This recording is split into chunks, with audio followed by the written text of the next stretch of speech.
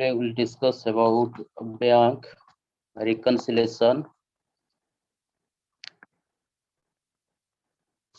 statement. Abbreviatedly, it is known as BRS, bank reconciliation statement. So here, what we'll discuss actually, we'll discuss about what is the meaning and concept of bank reconciliation statement. Then we'll discuss about what are the reasons for disagreement.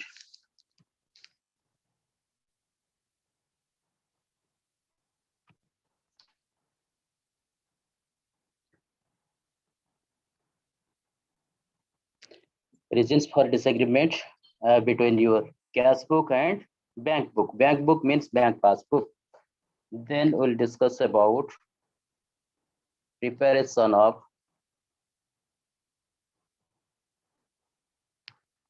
bank reconciliation statement. Clear?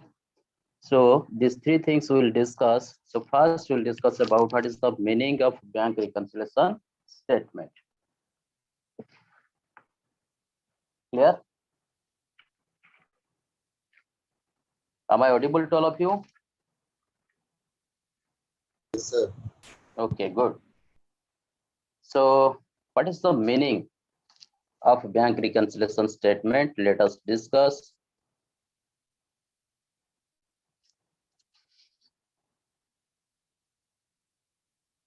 Try to remember bank reconciliation statement is a statement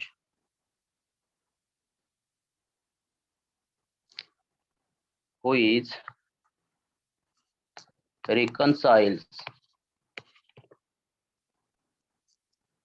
the bank balance as per cash book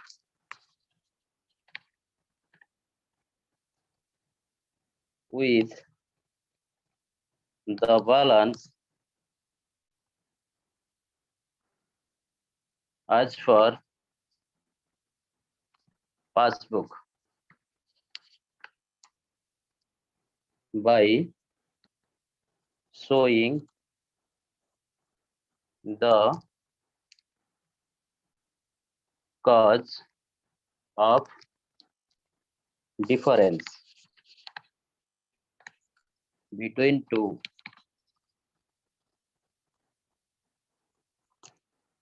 Okay. So what is bank reconciliation statement? It is a statement which reconcile. Reconcile means we are making the reconciliations by taking your cash book as well as bank passbook, which reconcile the bank balance as per cash book. So whenever we are preparing triple column cash book, in triple column cash book, how many columns are there? There are 3 columns. Yes or no? Discount column is there, cash column is there, bank column is there. In bank column, we are recording all the receipt, bank receipt as well as bank payments. So what is the bank balance as per cash book in bank column with the balances as per passbook. So by showing the cause of difference, if there is any difference, what are the cause of differences? What are the cause of differences between these two? So whenever we are talking about these two means one is your cash book and other one is your passbook. Clear? So cash book balance must be tally with your passbook balance.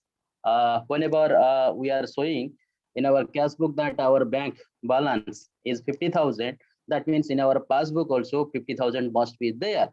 But sometimes what happened actually, the amount may be mismatched.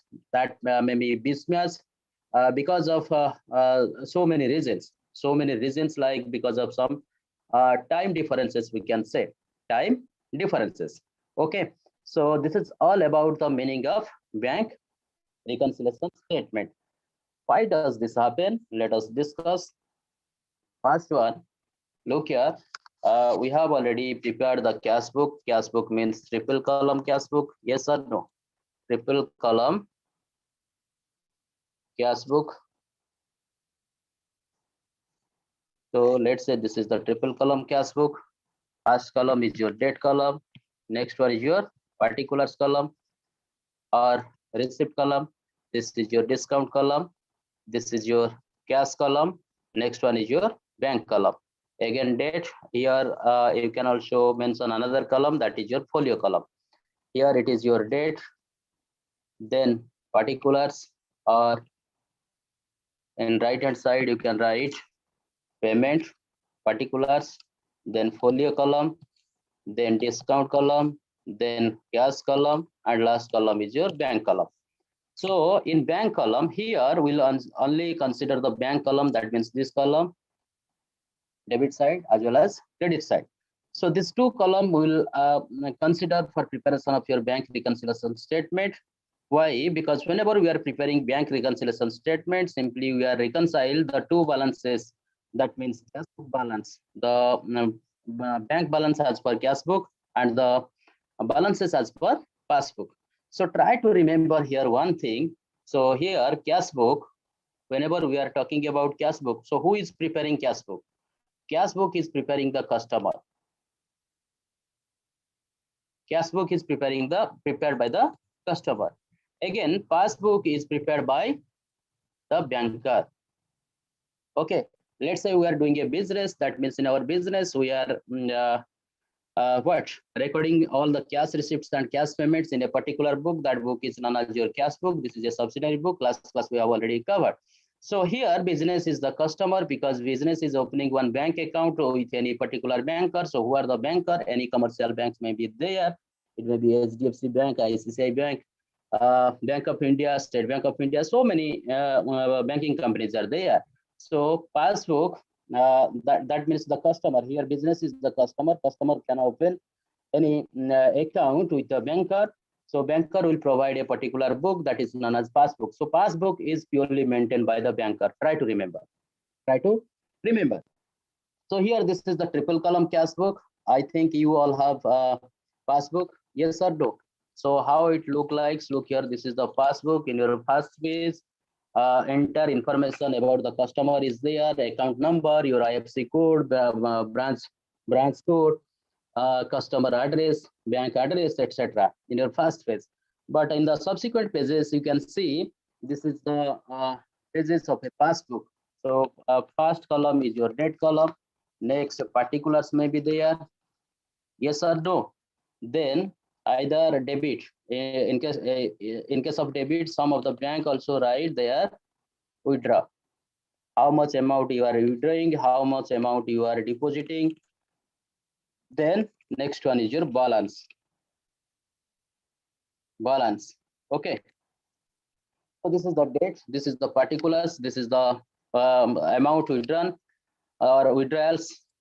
Okay. This is the deposit amount. This is the balance. Try to remember, when you have any positive balance in your passbook, that means it is the credit balance. It is the credit balance. Yes or no? Sometimes whenever you are withdrawing cash from the ATM, so you are getting one message like your account is debited with this much. Yes or no? हाँ या नहीं? Can you hear me? Yes, sir. Yes, sir. So why you are getting the message about your debit? Debit means what? That means the balance has been already deducted by your banker. Yes or no? So credit balance means try to remember positive balance. So debit balance is the withdrawal, credit balance is the otherwise known as your deposit. So whenever you are depositing any amount in any commercial banks, simply you are getting one message, your account has been credited with this much of balance. Yes or no? So try to remember, here we are saying that credit balance means what? Passbook, as per passbook, credit balance means positive balance. Otherwise, it is also known as favorable balance. Favorable balance. Try to remember. But in case of cash book, what happened actually? Try to remember. So whenever we are talking about positive balance as per cash book, so here in this side, that means credit side, we are balancing by balance carried down. So this is the amount. This is the amount. Let's say this is the amount. So by balance carried down. By balance carried down means this is the positive balance. Try to remember, when debit side is more than the credit side, so in credit side we are making the balance. Yes or no? Let's say in debit side total amount is 1 lakh. Total amount is 1 lakh. in credit side, you have already made the payment of, let's say, rupees 0.5 lakhs. 0.5 lakhs means 50,000. So what is the balance? Balance means another 0.5 lakhs is your balance. Yes or no? So here, debit side is more than the credit side. That means payment side is less, debit side is more, deposit side is more. This is the debit side of the cash book or receipt side. So receipt side is more than the payment side. That's why you are getting the balance in the credit side. So whenever we are getting the balance in the credit side in bank column, simply it indicates that it is the positive balance. Try to remember positive balance. Positive balance means debit balance. So debit amount is 1 lakh, credit amount is 50 lakh. So what is the balance amount? Balance amount is sorry, this is 50,000. Balance amount is 50,000. So here payment is 50,000 and balance amount is 50,000. Balance amount 50,000 means what? This is the debit balance because debit is more than the credit. Yes or no? So whenever we are talking about debit balance as per cash book, try to remember it is the favorable balance as per cash book, or you can say positive balance as per cash book. But whenever we are talking about credit balance as per passbook, it is known as positive balance as per cash book. Why it is credit balance? Any idea? Why in case of passbook, in case of cash book, we are saying, sir, cash is the debit balance. Why cash is the debit balance? Why cash is the debit balance? Because cash is the asset. We are liability to banks. Very good. You are correct actually. So since it is maintained by the bank actually, so bank has the obligation to repay back your money. Whenever you are making some deposits in any commercial bank, so bank will pay you later period. Yes or no? Or at any point of time, if you need money, you can withdraw your money from the bank. So it is the liability for the bank. It is the obligation for the bank. Yes or no? That's why since bank is maintaining the passbook, so it is the credit balance for the bank. Credit balance for the bank. So we are not maintaining the passbook. So what is credit balance to the banker? That means that is debit balance to the customer. That is debit balance to the customer. So what we'll do actually, why you will prepare this bank reconciliation statement in order to ascertain, let's say here you have some credit balance. So as per our passbook, in the instance case, we are saying that 50,000 balance is there. That means debit balance is 50,000. So here must be what? 50,000 of credit balance as per passbook. But in real practice, that may not happen. Why? It doesn't happen. It doesn't happen because of some timing differences. Timing differences. Yes or no? So this is all about the meaning and concept of bank reconciliation statement. That's why we are going to prepare a particular statement. Try to remember bank reconciliation statement is also a statement. It is not an account. So why we are preparing this statement? In order to find out the reasons for disagreement between the balance as per cash book as well as balance as per passbook. Balance as per cash book means bank balance as per cash book. We are only concentrating on the bank column of cash book with the passbook balance. Clear? So this is all about the meaning and concept of bank reconciliation statement. If you have any doubt, you can ask me right now. Otherwise, I'll proceed to the reasons for disagreement. What are the reasons for disagreement? We will discuss. Any doubt about the meaning and concept of bank reconciliation statement?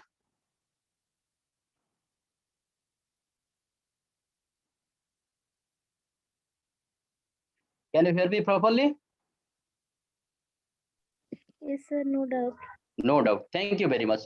So next, we are going to discuss about the reasons for disagreement. The reasons for disagreement. Okay. So what are the reasons for disagreement?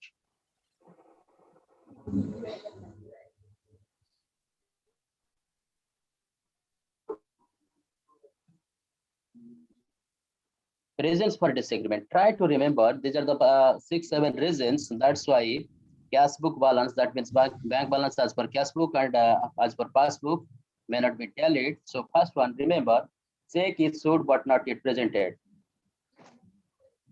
Check issued but not yet presented for payment.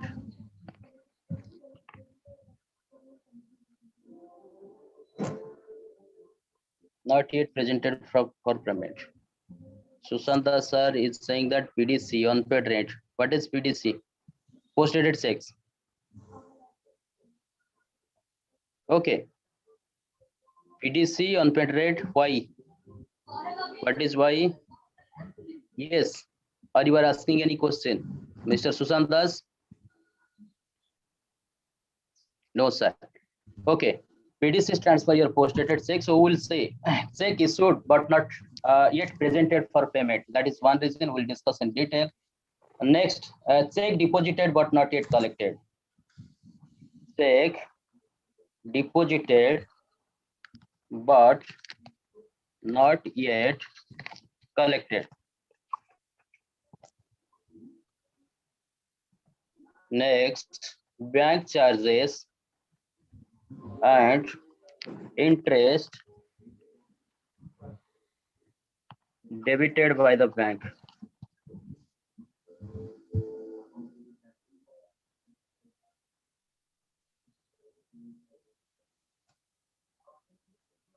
Next, interest allowed, or you can say credited by the bank. Next one, direct payment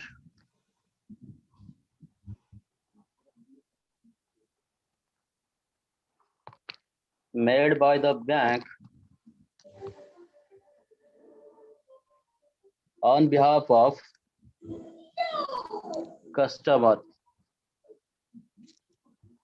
Next, direct collection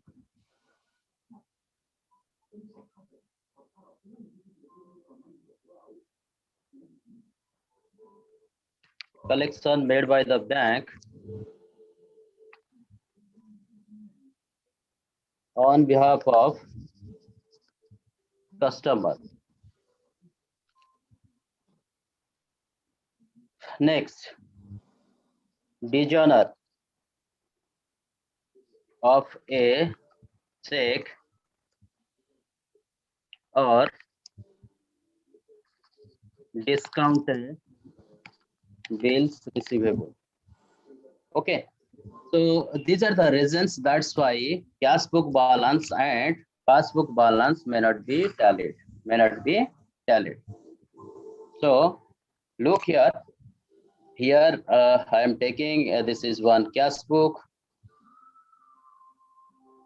That means triple column cash book. Here it is the passbook.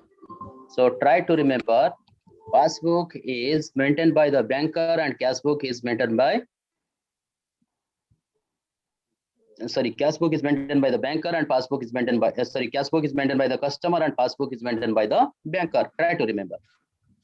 Someone is asking, sir, what is the last line? So what are discounted bills? Okay. I'll clarify your doubts one by one. So dishonor of a check or discounted bills receivable. This is the last line. Who is asking? Nivedita Patnaik, madam. So last line is about your dishonor of check or discounted of bills receivable. So you know, Mr. Sesadri Baral sir, I think you know what is bills receivable. Yes or no? What is bills receivable? Any idea? Any idea about bills receivable and bills payable? I think last class, briefly, I have discussed about the bills receivable and bills payable. The amount yet to be received. Okay, the amount yet to be received. What happened actually? Let's say, Mr. Sesadri, you are the owner or you are the manager of your business. So you are selling goods to X. So X is the customer. You are selling goods to X. Whenever you are selling goods to X, that means credit.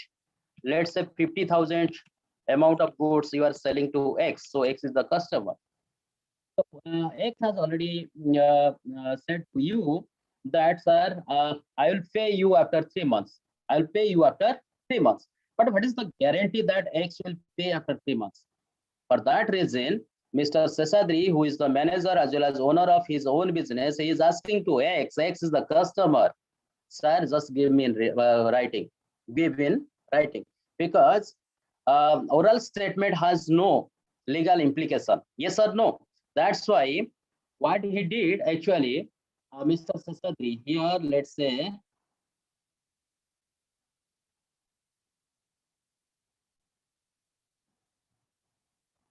Seshadri. So, Mr. Seshadri, what he did, actually, he prepared one document. This document, particular document is known as bills receivable. It is applicable as per your NI Act, Negotiable Instrument Act. There is Act, Negotiable Instrument Act. So, this document, let's say this is a particular document. This is prepared by Mr. Seshadri, and it just sent to Mr. X. So here Seshadri is the dryer and Mr. X is the dry. So when Mr. X will put his signature here, then it will be called as a bill. Called as a bill. So that means here what is the time gap? Time gap is 3 months. What is the time gap? Time gap is 3 months. That means before 3 months, Mr. Seshadri will not ask for money. Will not ask for money to Mr. X. Why? Because Mr. X has already provided you one legal document. If Mr. Seshadri will asking for the money, that means 50,000, here what will happen? X will deny. I will not pay you right now because I have already taken time 3 months. So when 3 months will be there, when the time will due, I will pay your money. Clear? That means this particular instrument is right now in the hands of Mr. Seshadri. Yes or no? Let's say during these 3 months, Mr. Seshadri needs money. What he will do? He will go to a particular banker. Let's say here banker is the HDFC bank. Who is the banker? HDFC bank. So bill amount is 50,000. Here bill amount is 50,000 because Seshadri has already sold the goods to X in terms of credit amount 50,000. So bills amount is 50,000. So without waiting for 3 months, Mr. Seshadri can go to the banker and it can discounted with the banker. And the banker can give money to the Seshadri. But one thing, banker will say, I will hold this particular instrument for 3 months. Why I will pay right now 50,000? If I will pay 50,000 right now, I will get after 3 months. So what are the benefits I will get? The banker will say to Mr. Seshadri. That's why the banker will say, I will pay you money with some discount. Let's say bank already provided the money at 10% discount. 10% discount means 50,000. 10% of 50,000, that is your 5,000. So the banker, that means HDFC Bank Limited, will pay to Seshadri. What is the amount of cash? Amount of cash 45,000. So what is the amount of discount? Amount of discount is the 5,000. What is the total amount of the instrument? Total amount of the instrument, that means bills receivable, is 50,000. That means right now the banker is paying 40,000 to Mr. Seshadri. So the banker will hold up to 3 months. So after 3 months, it will collect 50,000 from X. So what is the profit the banker is getting? That discounted amount. Right now, what happened actually, Mr. Seshadri already discounted the same bill with the banker and already taken 45,000 from the banker, HDFC Bank Limited. But after 3 months, what happened? This gentleman means Mr. X. Mr. X could not able to pay the amount of money, 50,000 to the banker, HDFC Bank Limited. What HDFC Bank will do? Simply, this is a case of your designer of check or designer of discounted bills receivable. The bills which have already discounted by Mr. Seshadri right now, it got degenerate. Okay, so degenerate means another term we are also using in our day-to-day life. Sometimes we are also using the word bounce. Mo check ta bounce sei gala. Use karanti na nahi? Yes or no? Are you getting my point? So that means in that case, what will happen? Immediately, this HDFC Bank Limited will deduct 50,000 amount of rupees from Mr. Sesadri Bank. Okay, Mr. Sesadri is having one bank account with Ddce Bank Limited. So from his bank account, that means Mr. Sesadri's bank account, 50,000 will be debited by the banker. Banker means Ddce Limited, because he has already given 3 months of time. So during these 3 months, Mr. X, the gentleman could not able to pay the amount 50,000. That's why right now the discounted bills receivable get degenerate. So in this case, what is the treatment? We'll discuss whenever we'll prepare bank reconciliation statement. Am I clear? Yes or no? Okay, good. So let us discuss one by one. What is the first? Yes. Someone is asking something. Sasmita Swami ma'am, are you asking something?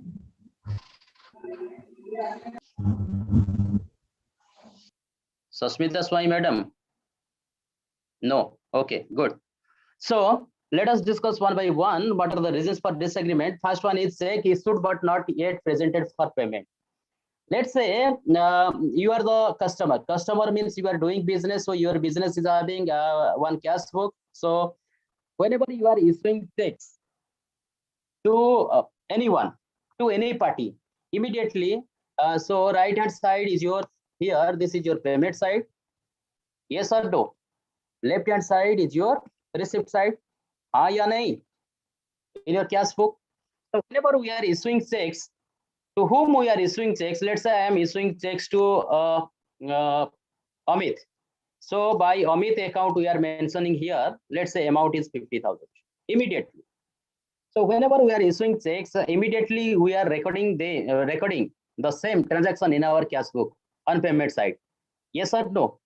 But the party till now not presented for payment. So cheque आम issue करदे से same check जो party को आम देइछंती party कोन नै कि bank रे show करी नाही जदि शो करिनी हमर जति के अछि क्रेडिट बैलेंस से credit balance is as usual because banker is not the god आमे जतले चेक इश्यू करूछन आमे बैंकर को जणैनु चेक ता काहा को देइछु आमे हमर कस्टमर बा जो पार्टी को आमे पेमेंट करिवार थला ताको आमे चेक इश्यू करू यस और no we have already issued the checks to our parties to whom now we have to pay something. But the same party till now not presented for the payment, till now not presented in the bank. So when the party till now not presented in the bank, that means our balance is as usual. Yes or no? Today we have already deducted 50,000 from our cash book. That means our cash book balance already decreased, but our passbook balance is as usual. Till now the passbook balance is not deducted by the bank. Yes or no? That's why the cash book balance and passbook balance may not be. This is one reason.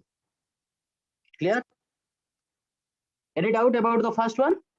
First reason, check issued but not yet presented for payment. Any doubt? Okay, no. Good. So next reason is about your check deposited but not yet collected. Check deposited means what? We have already received a particular check from our customer.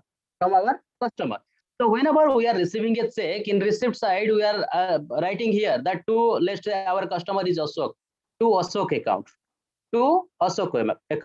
Let's say 20,000 is the amount.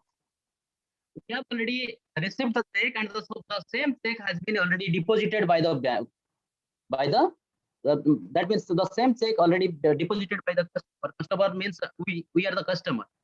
Okay, we have already deposited the same check into the bank, but not yet collected. So check clear होने के लिए भी तो थोड़ा time चाहिए. Yes or no? So whenever we are depositing the check in our bank account, our banker will collect from the customer account, but not yet collected. Let's say today we have already deposited, but the bank will collect the same amount after 3 days or after 4 days or after 5 days, after getting the clearance from the customer's bank. Yes or no? That's why there may be the reasons for disagreement. So whenever we are recording, already our cash book balance is increased. But in our passbook, it is as usual. Till now, there is no change. Clear? Check we have already deposited to our bank account, but our banker not yet collected from the customer who already paid the check to us. Clear? So this is the second reason for disagreement. What is the third one? Third one is about your bank charges and interest debited by the bank. Debited by the bank. Debited. Okay. Debited by the bank means it is deducted by the bank. Sometimes what happened actually? Bank or what? Bank also charges some amount of charge on our account. Like whenever it is issuing some checkbooks, whenever it is providing some kind of services to us. That's why bank takes some amount of charges. So when the bank will debited the same charges at that point of time, we don't have any information. That's why we are not mentioning in the payment side. We are not mentioning in the payment side of our cash flow. Yes or no? Bank charges like your ATM charges, checkbook charges, whenever you are demanding for any DD, demand drafts. So demand draft commission, these all are the charges debited by the bank. Debited by the bank.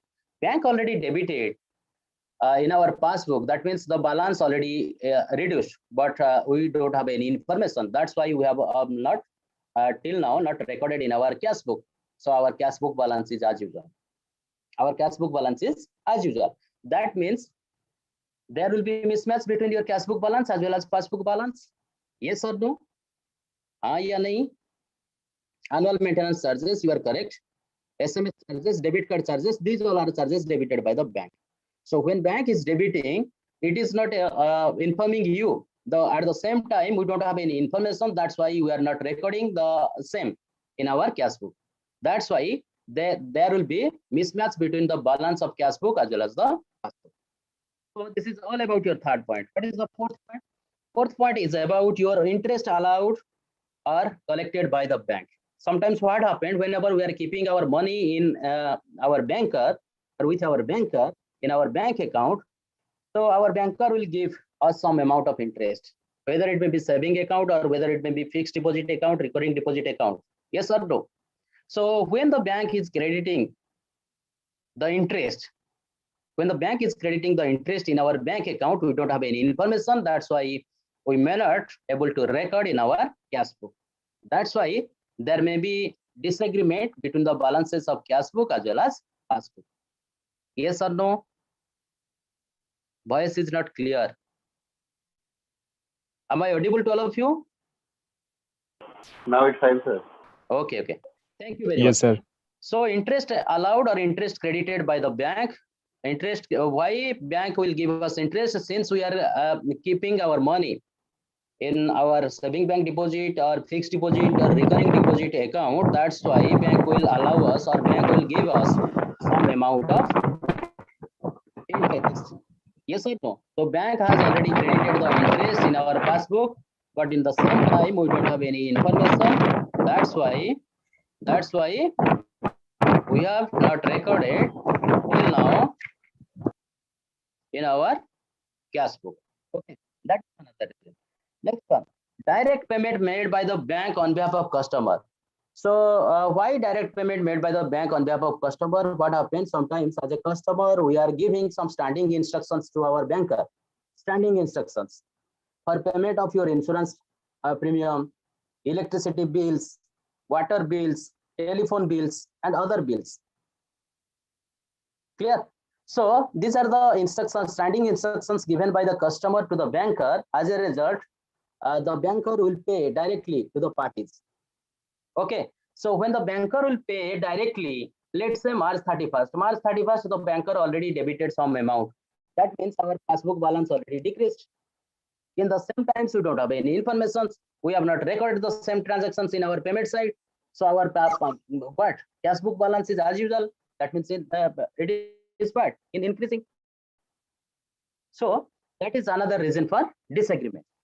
So point number 6 is about your direct collection made by the bank on behalf of the customer. Again, we are also giving some standing instruction to our banker to collect. our income on behalf of us. Let's say you are the customer, you have already invested some amount of money in the equity market or share market or any debenture market. So you'll get interest or dividend.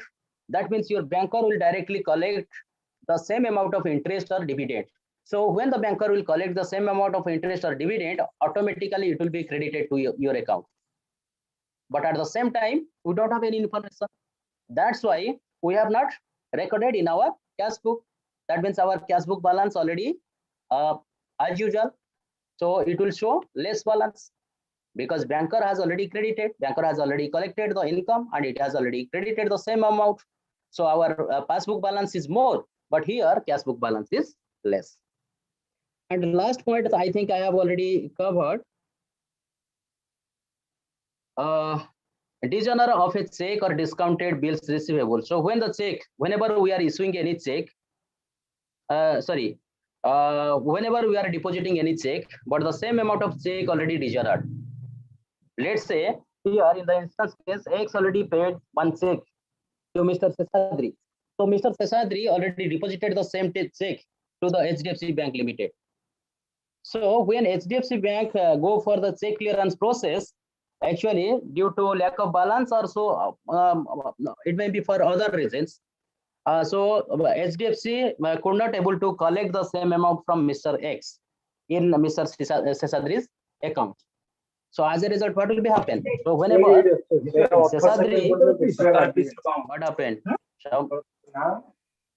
Some noises are there. Who is Redmi? Okay.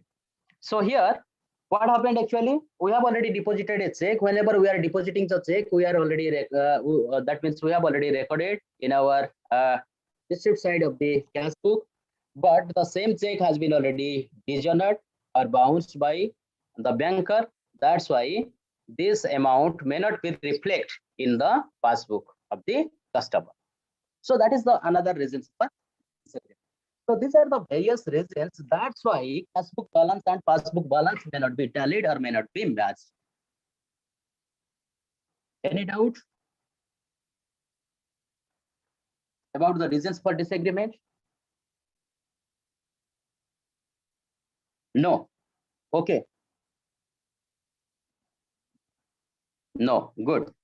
So chalo, next we are going to the third process. That means your preparation of bank reconciliation statement. That is the preparation of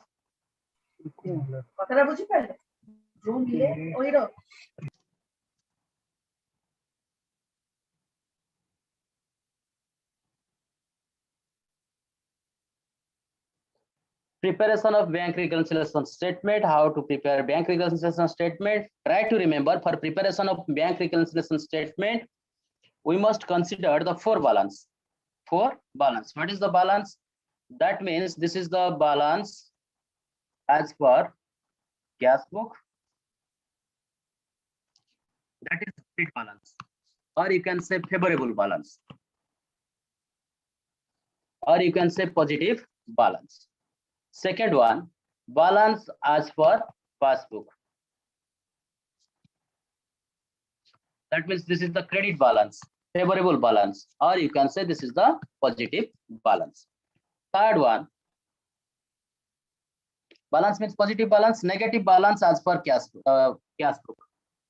So negative balance is known as credit balance. Credit balance as per cash book. So this is unfavorable balance, or you can say negative balance. What is the fourth one? Debit balance as per cash book. So debit balance is the unfavorable balance, or you can say negative balance. So these are the four bases or four parameters. So you can consider any one parameter or any one base and just make the adjustment of reasons for disagreement. Automatically you will get the other book balance. If you are taking the balances as per cash book or debit balance as per cash book, and whenever you are making the adjustment by taking the reasons for disagreement, automatically you will get the positive balance as per passbook or credit balance as per passbook. Clear? If you are taking the credit balance as per cash book, credit balance is otherwise known as also overdraft as per cash book. Okay.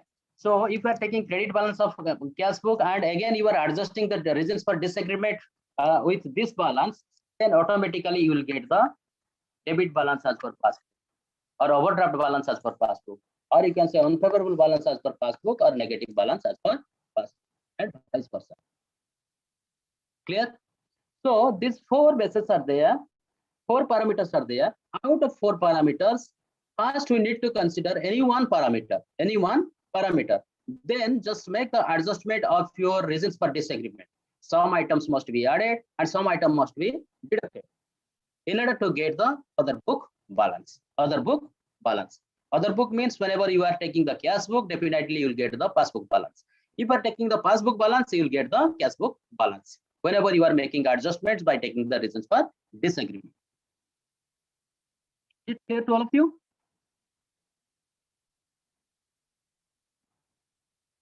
How cash book can have credit balance? Yes, cash book can have credit balance. I am not talking about your cash column. I am talking about your bank column, Mr. Seshadri.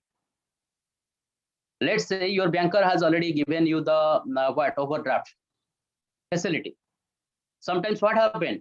You don't have any balance in your bank account, but you can withdraw the money from the bank. Let's say your banker already given you the 50,000 of overdraft facility. That means without any balance, you can issue the check amount up to 50,000. Up to 50,000. And the bank will clear your checks up to 50,000. Here I am talking about which balance? Simply I am talking about the bank column. In cash book, I am talking about the bank column. I am not talking about the cash column. If it is a cash column, then there is no question of overdraft balance. If we are considering the cash column, there is no question of overdraft balance. Why? Because always receipt must be more than the payments. When you don't have any money, how you can pay more? Let's say I have only 1 lakh amount of rupees. How I can make the payment of 1,50,000 cash payment? In that case, that means in cash column, I am not considering about the cash column. Which column I am considering? I am considering about bank column. In bank column, it is possible. Because why? Because your banker are providing overdraft facility or credit facilities. Clear? Are you getting my point? Okay. So these are the four balances we must consider. Out of four balances, any one balance we must take in order to prepare bank reconciliation statement. Okay.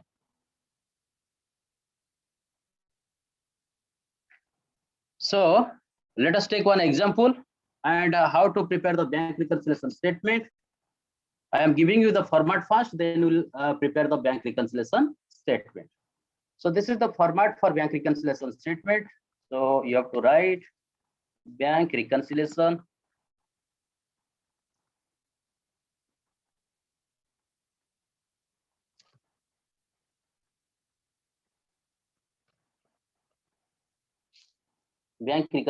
statement as on, because we are preparing on a particular date. That's why as on the date. Okay. Then next, the first column is about your particulars, and the second column is about details amount in rupees, and in third column, this is the total amount in rupees amount. Okay.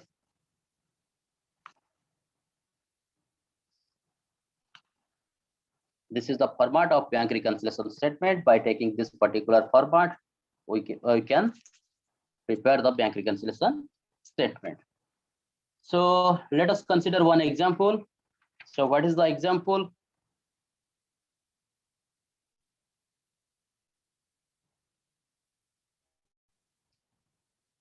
Certain the bank balances. Here I'm taking the example, writing the question. So question is like this. Certain the bank balance of the trader as per the passbook. That means we are going to determine the balance as per passbook by preparing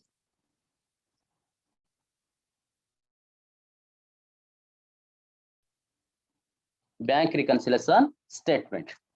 So following are the reasons. So what are the reasons? First one, bank balance as per cash book.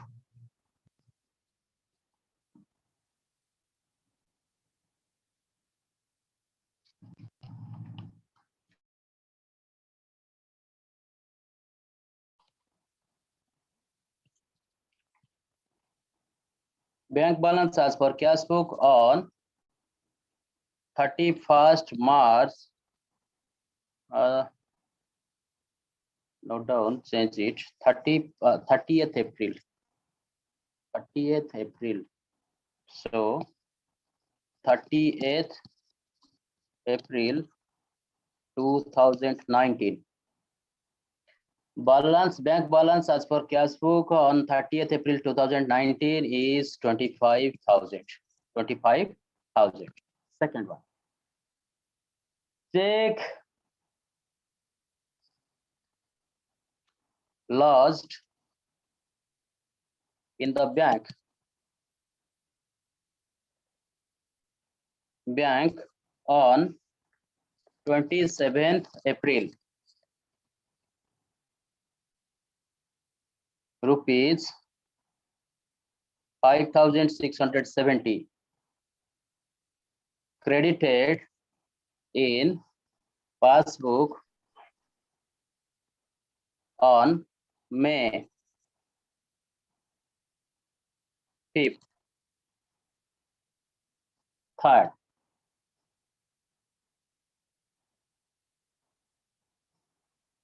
interest credited by bank rupees 47.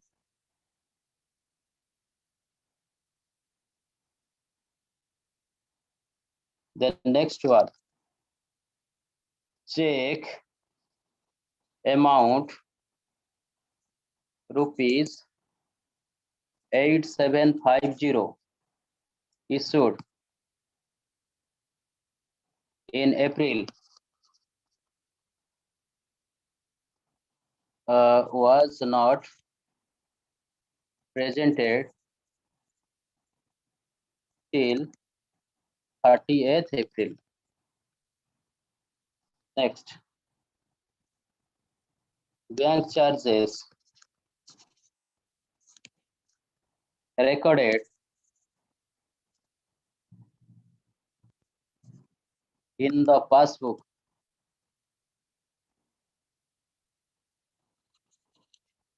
rupees 28.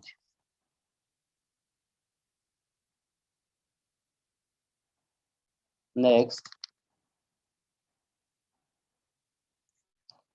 check issued to a creditor rupees 5,000, sorry, 500.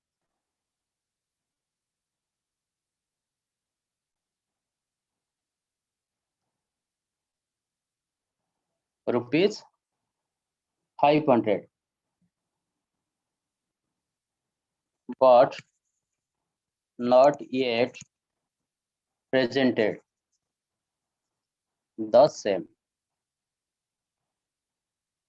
Okay. Am I audible to all of you? Can you hear me properly? Yes, sir. Yes, sir. Okay, good.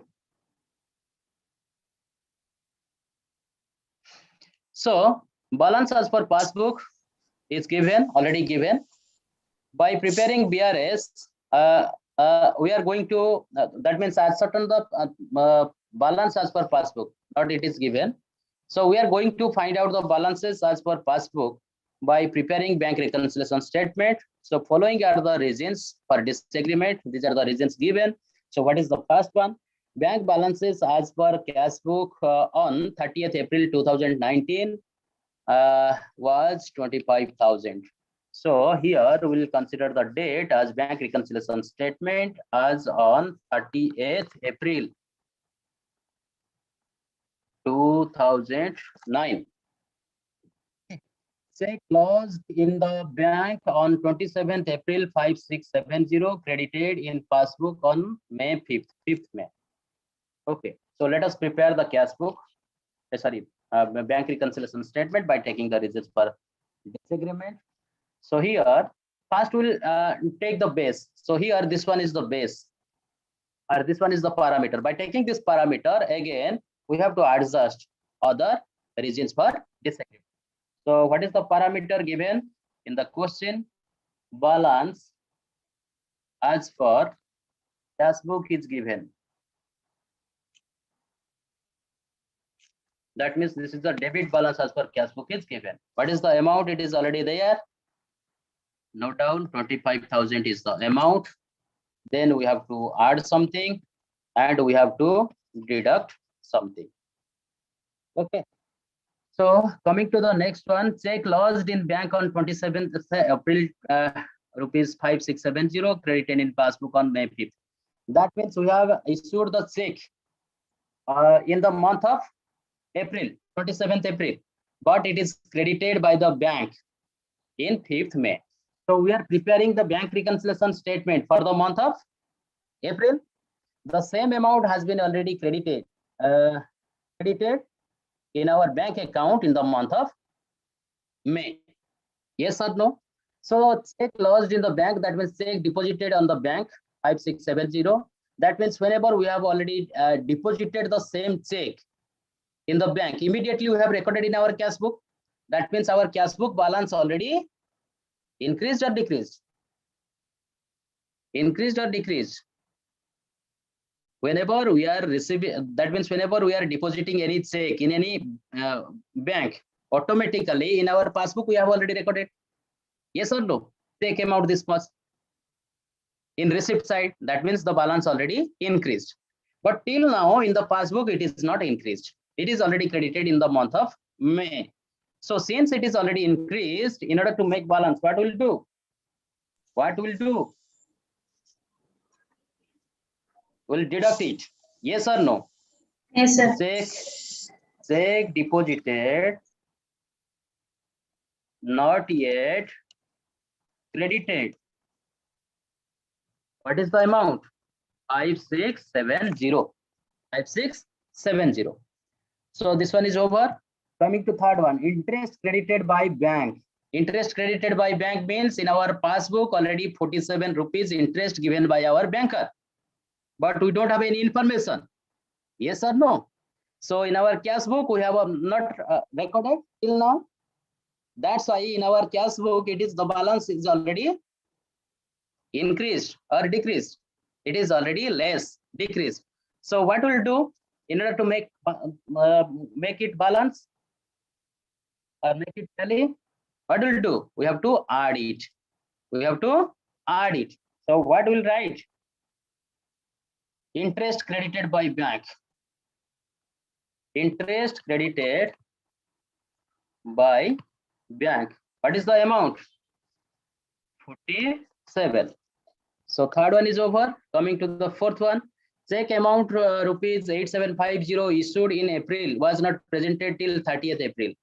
That means we have already issued the check. So whenever we are issuing the check from our cash book balance, we have already deducted the same amount by showing in our payment side. Yes or no? But till now the same has not been cleared by our banker. Yes or no? Check amount issued in April was not presented. That means the party till now not presented for payment. Not presented for payment. So we have already deducted the balance from our cash book. What we'll do? Again, we'll add it in order to make it tally. So here, what we'll write? Check issued, but not yet presented for payment. What is the amount? It's 750. Coming to the next one, bank charges. Sir, why it is add? Why it is? Why it is add? Look here. You have already issued the check in Yes, the month sir. of April. Yes, But sir. let's say you have issued to X. X is your party. Yes, sir. But X has not presented the same for the payment. That means in your bank account, it is already, the balance is already increased. Yes, sir. From the cash book, we have already deducted the balance. Since we are taking the cash book, if we'll add it, then our cash book and passbook balance will be tallied. Can you Yes, deduct sir. it from the passbook? Can you deduct it from the passbook? No. Why? You are not recording the passbook. You are not maintaining the passbook. Who is maintaining the passbook? Your banker. Banker. Yes, sir. Yes or no? Yes, So sir. since we have already deducted, in order to make the tally with our passbook balance, what we'll do? We have to add it. Okay. Okay. Sir. Okay. Clear? So coming Yes, to the point. Point number E. Bank charges recorded in the passbook. That means bank charges debited by the bank. Bank already deducted 28 rupees as bank charges. Either it may be ATM charges, it may be your SMS charges, or whatever may be the charges. The charges already deducted by your bank. That means in your bank book, less amount of balance is there. In our cash book, that means 28 rupees more balance is there. So what we'll do? We must deduct it. Yes or no? We must deduct it from our cash book. That's why bank charges debited by the bank. What is the amount? Amount is 28 rupees. Here? Or any doubt? Okay. So coming to the next one, last one. Check issued to a creditor. Creditor means, try to remember, supplier. These are the supplier. Okay. That means these are the person who are providing us the goods and you can say raw materials in terms of credit to our business. So creditor means supplier. We have already issued a particular check to the creditor, rupees 500, but not yet presented for the same. That means our creditor not yet presented for the payment. That means from our passbook, this same amount till now not deducted by the bank. Yes or no? That's why what we'll do, from our cash book we have already deducted. Whenever we are issuing, immediately we are recording. That means we in our payment side we have already shown it. Rupees 500 we have already deducted from our cash book. But the same check has not yet presented by the creditor. So when it is not presented by the creditor, that means our passbook balance is as usual. Our passbook balance is as usual. What we'll do? We'll add here in order to make it tally. So what we'll do? Check issued, but check issued, but not yet presented for payment.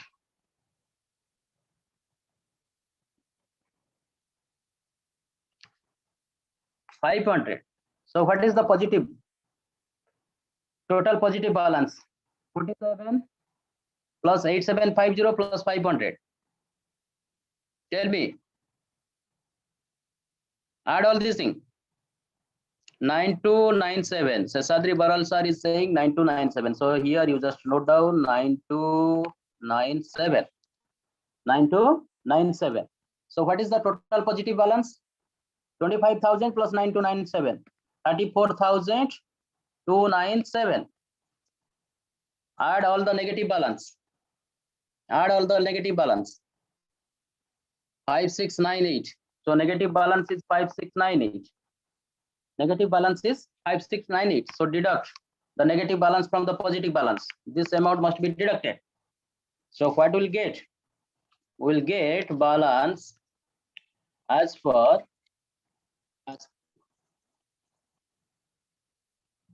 so balance as per passbook means this is the positive balance as per passbook or credit balance as per passbook. What is the total amount? 34,297 minus 5698. 28,599. That means 28,599 rupees must be there in your passbook. Clear? So bank reconciliation statement is also quite important for any organization because cash is one of the sensitive issue for any organization. Yes or no? So whenever any auditor will go for auditing, first it will ask for your cash book as well as your bank statement. Bank statement means your bank passbook. In order to ascertain what is the total amount of cash you have received and you have paid in a particular period. Okay, so that's why we need to prepare bank reconciliation statement. Any doubt?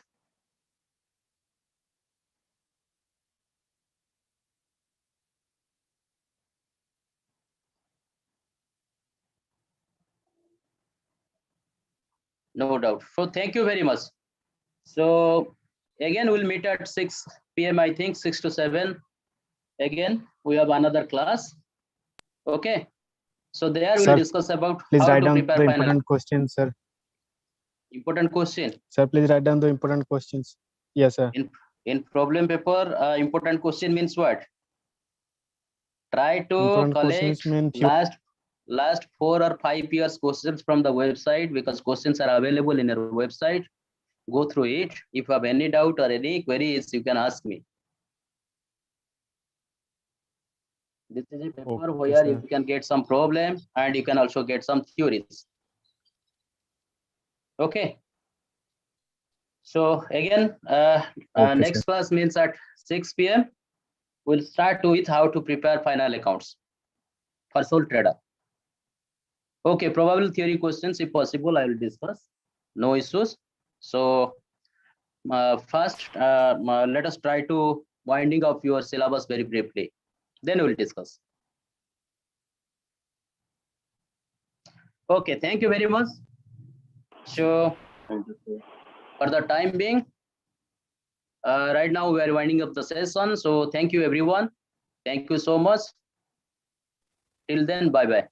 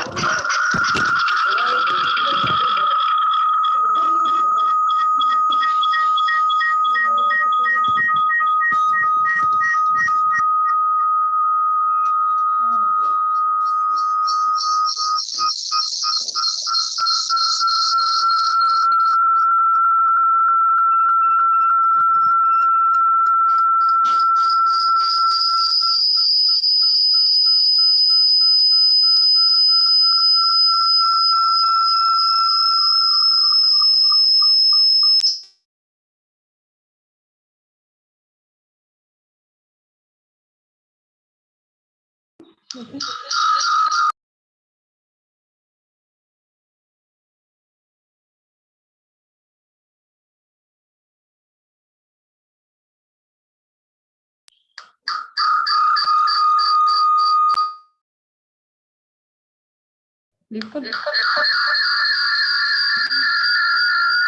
Hello, are you all experiencing some sound disturbance? Hello.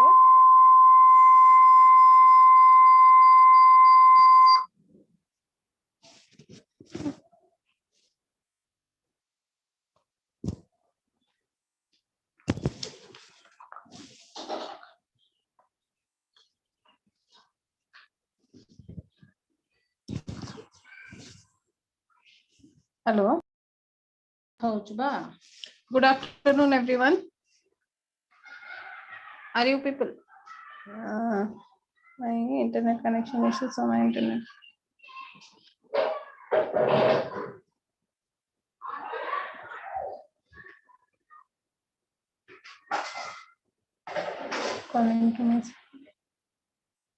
Okay, Jyoti. Well, because that day we were badly searching for Jyoti Ranjan Panda. Okay, fine. Anyway, I'll give you my mail ID today. So those who want some materials or PPTs can send me blank mail so that I will revert back. Right?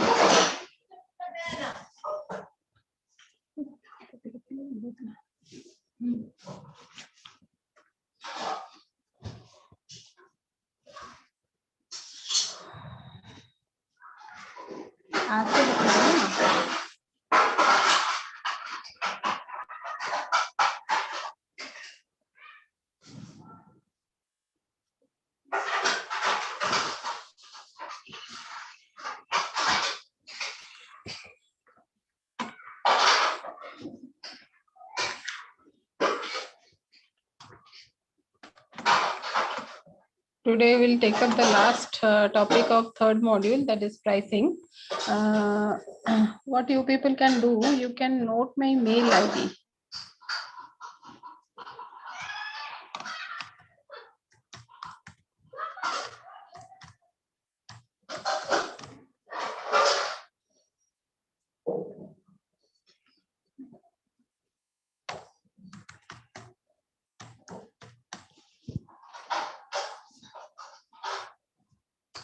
This is my mail ID.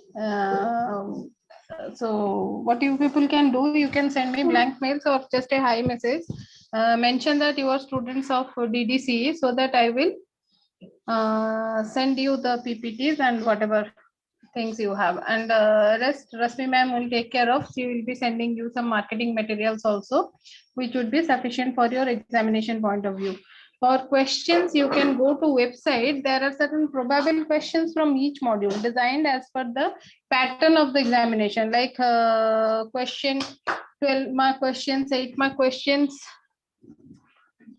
2 mark, 5 mark questions, and from each module they have made some probable questions. You can find them on the website. If there is any doubt from those questions, other than that, in my PPT also, in the last slide from each module, I'll mention some important areas or portions of the module which might be asked in the examination, right?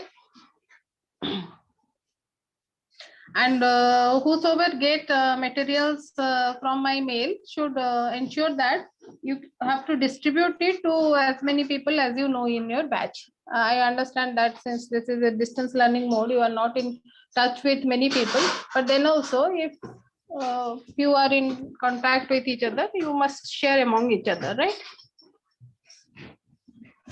So today we'll start with price. Now, price, as we call it, sounds as a very simple thing. You pay some money and get the product, right?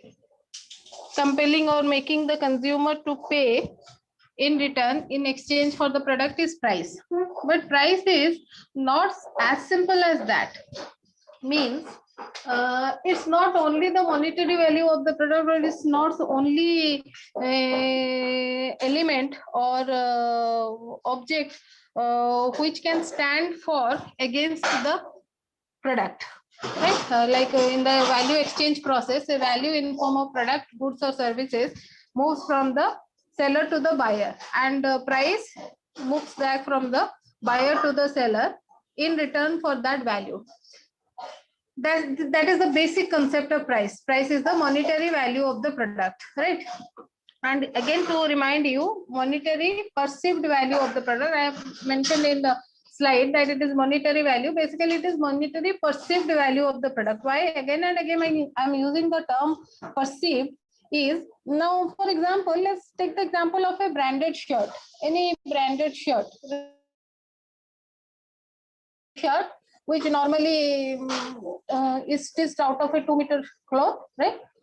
Now a shirt of maybe Blackberry, Van Heusen, what would be the normal price? What average price? Those brands also have a range, but what would be a average price?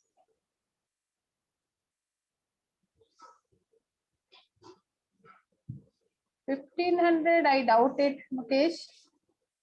Blackberry shirts don't come in 1,500 range. Slightly higher than that.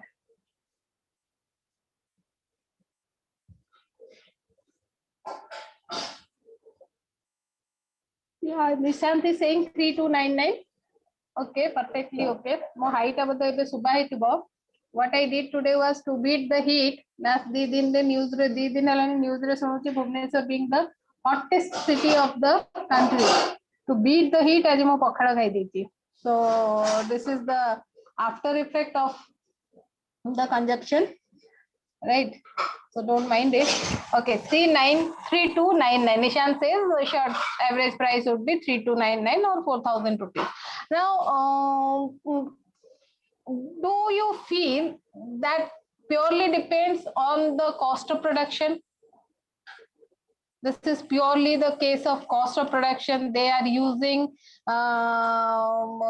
clothes or textiles which are very high in quality, and that's why they are pricing at a higher level.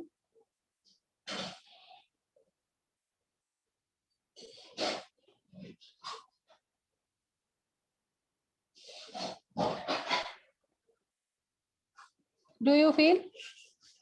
See, sometimes you can unmute yourself and say also. Gote ame chaos karibani. One individual can unmute and say also. No, madam, they add all types of taxes to it. Okay. And is it for same for all? For all other brands, starting from, let's suppose, Peter England, who priced their shirts at 1,500 or 2,000 rupees, then Blackberry at 4,000 rupees. Don't you think that Peter England would also be paying tax? Light AC of the retail stores, and all brands would be doing the same. They would also be using light and AC. Then why this variation in price? Pierre Cardin. अच्छा ठीक अछि ए example टाको परे analyse करबा आ गोटे example नबा ओपल fade रे समस्त आपण माने चा पीथिबे ओपल फेड रे समस्त चा पीथिबे मैक्सिमम लोक पीथिबे बाहर चा दुकान जो टी स्टॉल सब अछि हमर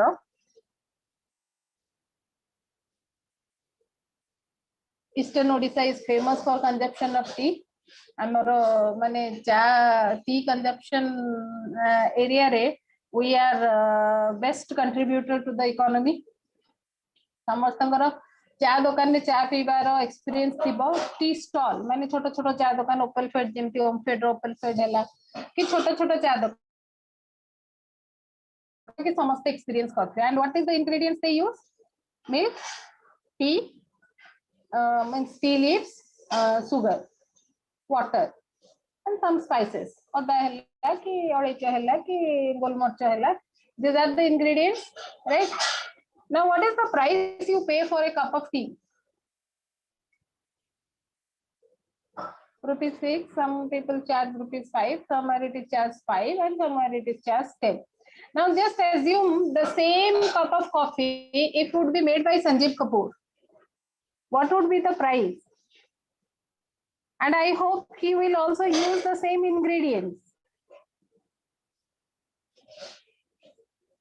Jyoti Ranjan says 150, which is wrong, and Soumya Samanta says 2000. It is possible. I would say it is possible, because if you go to Taj Cafe, the tea card or the menu for coffee and tea beverages, they have a menu for that, and there are around 70 types of coffees and teas. And the price of the black coffee, which has only 2 ingredients, 3 ingredients, water, coffee, and sugar, that is priced at 700 rupees.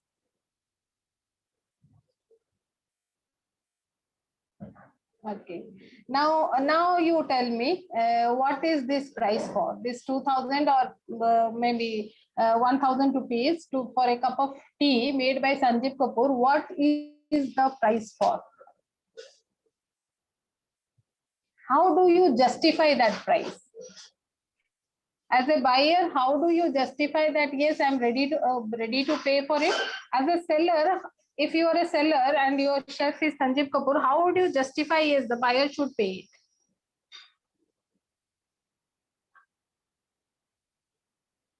Because the target audience is rich, that's why you are charging it. And don't we have conjuice people in rich category? Now see, the moment I said Sanjeev Kapoor is the chef who had made that tea, who had brewed that coffee, the name itself is justifying the price. Though in the taste of that cup of coffee or tea, Sanjeev Kapoor essence won't be there, right? If I won't disclose that it is made by whom, can you identify by drinking a cup of coffee that it is made by a renowned chef?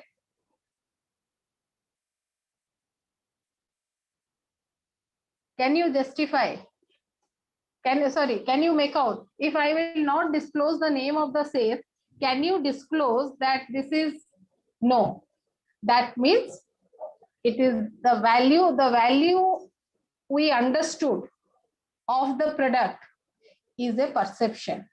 That's why I say price is a monetary perceived value of a product. What we understand, what we think, what is our belief system, what is our understanding of the value of the product. The moment we understand that, or the moment we are aware that it is made by Sanjeev Kapoor, the value for us goes up. The value for the product goes up, right?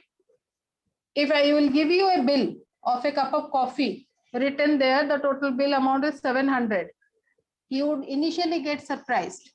But when you will browse to the top of the bill and you will find the name Taj Group of Hotels, it's a bill of Taj Group of Hotels, no wonder. The surprise is turned to no wonder. Because the moment you read that name, you anticipate or you associate that a lot many other factors must have added on to your experience. It's not the taste of that cup of coffee, the ambience, the furniture, the crowd sitting next to you, the environment, the etiquette of the people who are serving, everything together has been charged. And that place, the crowd you have been a part of, the furnitures, the gesture of the people serving you, the manager, his behavior, body language, their dressing sense, all somewhere had delivered you some kind of satisfaction, a confidence in your satisfaction. That's why we say price is a monetary perceived value of a product. Perceived value in terms of money, right? What I perceive from the product. And price is, there are many functions or role of price. Price is not only to take the value from the customer, because you are giving him the product, you want to take a value back. It is not only that.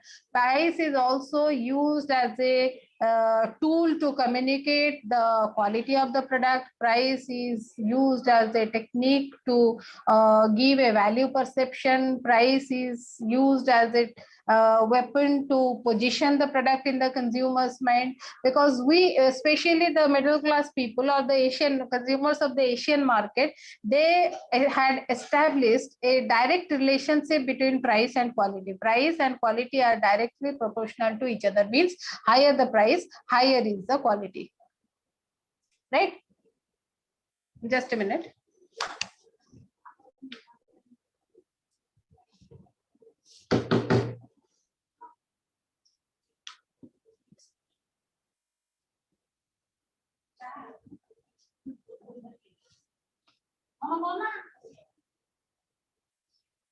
Next is, what are the factors which influence price setting?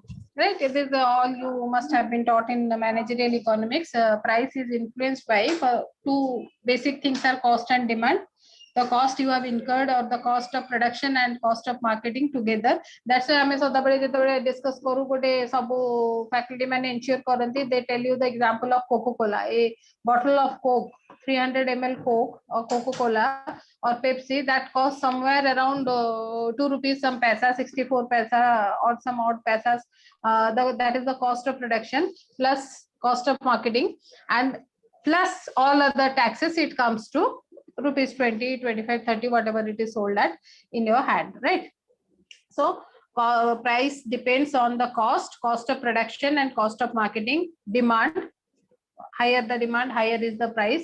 Customers perception, what consumer perceive out of, as I said, जो example I discuss करले, consumer कितने value perceive करूची from the product.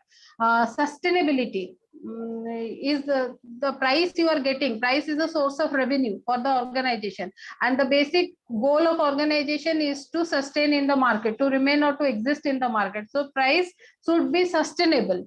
The price should give a revenue which should allow the organization to stay in the market.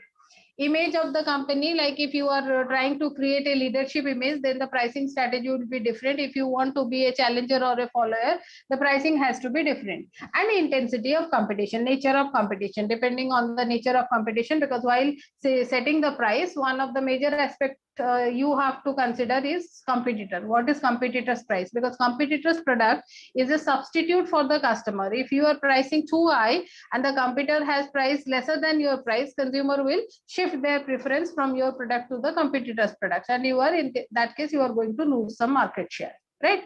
So these are the factors which are considered while setting the price: demand, cost, customers for value perception, sustainability in the market, image of the company or position of the company, and intensity of competition. Next is, what is the process of price setting? How the process starts, from where the process starts. While setting the price for a product, normally I as layman हमको लागिबो जे cost of production calculate कर दबा, यदि मते 8 टंका गोटे product तयारी करिया रे लागि छी, खर्च हिची मोर, मु तादरे गोटे profit add कर देबी, suppose 1 rupee, 1 rupee 50 or 2 rupees रो मते profit दरकार, सेटा add कर देबी, and that would be the price. It's not exactly the same, right? In that case मोटा मोटी सबो seller मानकर यदि समस्त गोटे category रो product produce करूचंती, ताले तांकर cost of production कोठी ना कोठी at par with each other आसीबा कथा,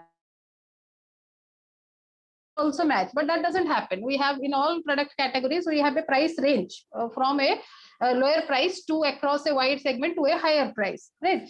The cost of production में profit add कर दे कि सदाबले price set करा जाए ना, those are for simple producers or low scale manufacturers, but price setting रो गोटे पूरा process अछि, and the process starts with setting the price objective. जो price टा set होची, what is the objective of setting that price, right? Every organization have different objectives depending on the nature of competition, depending on the nature of the market, depending on the resource capabilities, depending on your experience in the industry. Sabu organization ro different pricing objectives thai. Price is the prime source of your revenue. Sabu depend korchi price upare, karana organization the sustainability is based on price. That is the source of revenue. The money you get from the market, you use that money to produce product and sell it and satisfy consumers. When you satisfy consumers, they pay you back, you take that money and again use it to produce product and satisfy the consumer. So that is the base of your sustainability. Revenue is the base of your sustainability. So while setting the price, you have to first see, or the process starts from, what are your pricing objective. Pricing, if question you can very well ask me, pricing objective kono? Pricing objective is to earn profit. Not always. Pricing objective is not always earning profit. Now, for example, Reliance Jio pricing strategy ko discuss kariba. Do you feel their objective is to earn profit? किंबा रिलायंस जो जेतबे हमको internet facilities देले over phone do you feel that their objective pricing objective was to earn profit? No.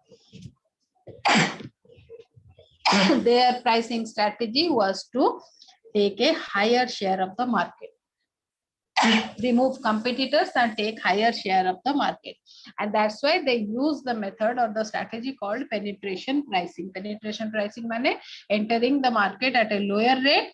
जेतल तमे low price रे market को enter करिवो, competitors lose their market share. जो competitor माने से loss को sustain करि परिबे नै, like happened with Uninor with Estel. जो competitor माने sustain करि परले नै से loss in market share, they will take exit from the market. आ जो competitors माने से loss को sustain करि परिबे, like Airtel did, but then also Airtel was shaken. से माने ताको मार्केटिंग एक्टिविटीज कमे देबे, से माने धीरे धीरे नीच को फोकस करिया स्टार्ट करियो, वाइड मार्केट रो नीच मार्केटिंग को पड़े आछे. When they move to niche marketing, you have a open market for the process to earn profit from. And if you have, since Reliance have those resource capabilities, initially low price re enter करले, low price re enter करबा द्वारा they got higher market share. They removed or compelled some competitors to take exit from the market. And जेतेबेले competition कमी गला, competitor पड़ेले, competition कमी गला, customer base ताकर बढ़ी गला, they increase the price. This is called penetration pricing strategy. Right? So always एठी हमें एक गोटे केस रे हमें देखिले जे pricing objective is not always to earn profit. Similarly other examples अछि, जेतेबेले initially गोटे company float करियो market को, initially जेतेबेले ता product ता launch करियो, their objective is not to earn profit. Objective would be sustainability. Right? गोटे brand जेतेबेले गोटे company एकदम higher like Apple गोटे नुआ product launch करियो. Do you feel they will go for penetration strategy? No. They have established an image in the market. They have a brand value. They have a perceived value for their products. They will go for a market scheming pricing, higher price for the product, because we associate price with quality. We assume that higher the price, higher the quality, and the base of the mission or the vision or the concept of Apple is based on quality products. They cannot offer the market a product at a lesser price. Their pricing objective will be to set a scheming price, highest price of the market. So there can be different pricing objective. After setting those up, or after setting a pricing objective, next is the seller has to identify factors affecting the demand. Which factors are affecting the demand? He has to determine the demand and the factors influencing the demand. Because you very well know what is the role of demand in making and selling a product. Demand ro kona role achi.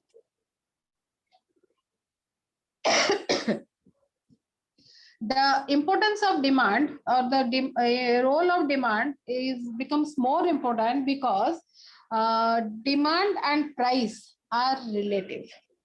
When demand goes up, price also goes up.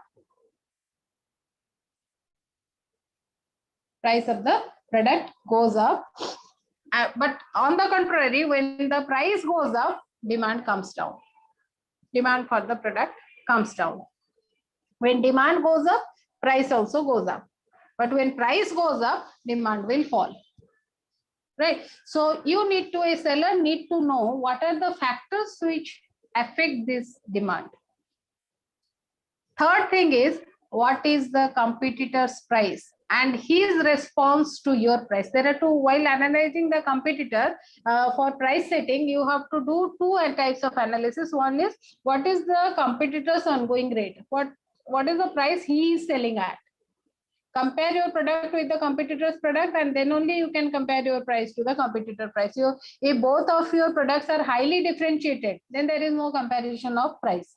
But if the products are similar and has a subsequently low difference, low differentiation, then price need to be compared. One. Second is, the price you will set what is the what will be the competitor's response to that price?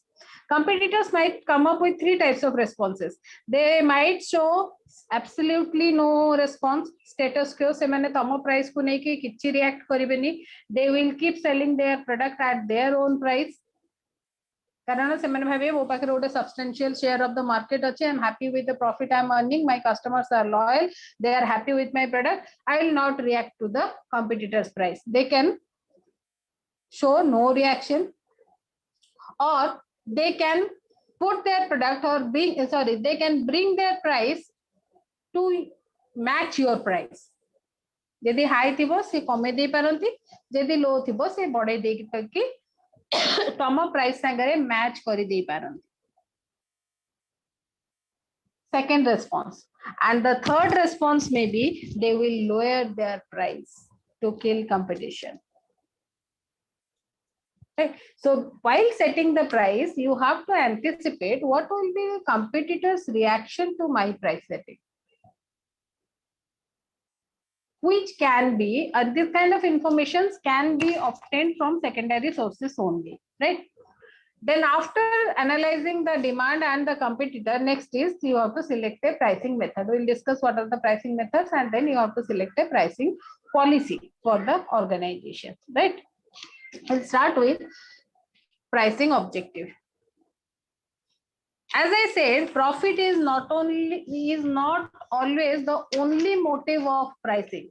Price is not always set to earn profit. There are different motives or objectives of setting price, like for survival.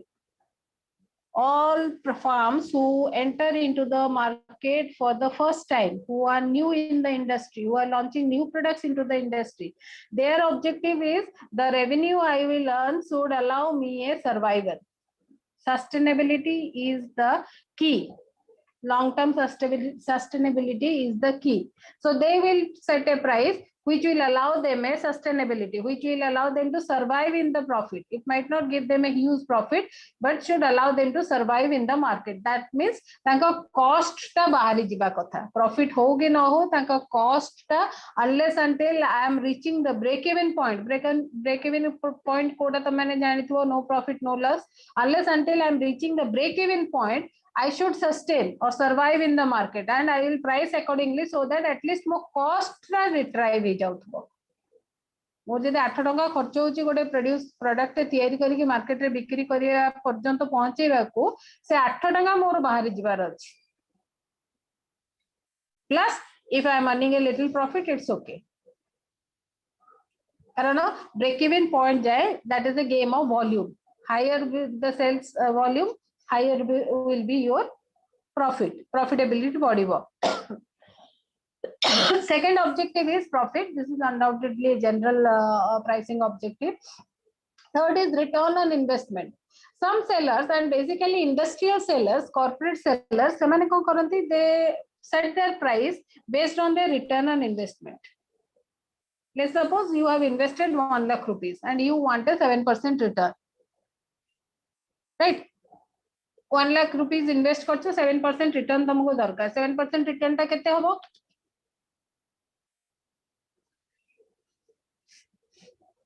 How much is 7% return?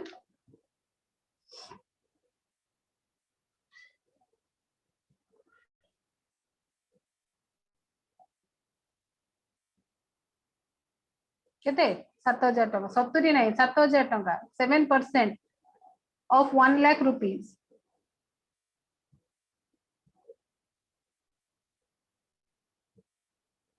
7,000 rupees, right? तामाने हमें जहाँ भी produce करू, जहाँ cell करू, मते लक्षे 7,000 टंका दरकार, right? And let's suppose मु 1 lakh rupees use करिकी 500 units of product तैयारी करूची. Now by selling this 500 units of product, I want to earn 1,77,000 rupees. You divide it, simply you divide it per unit कितने मु sell करिया कथा. It's as simple as that.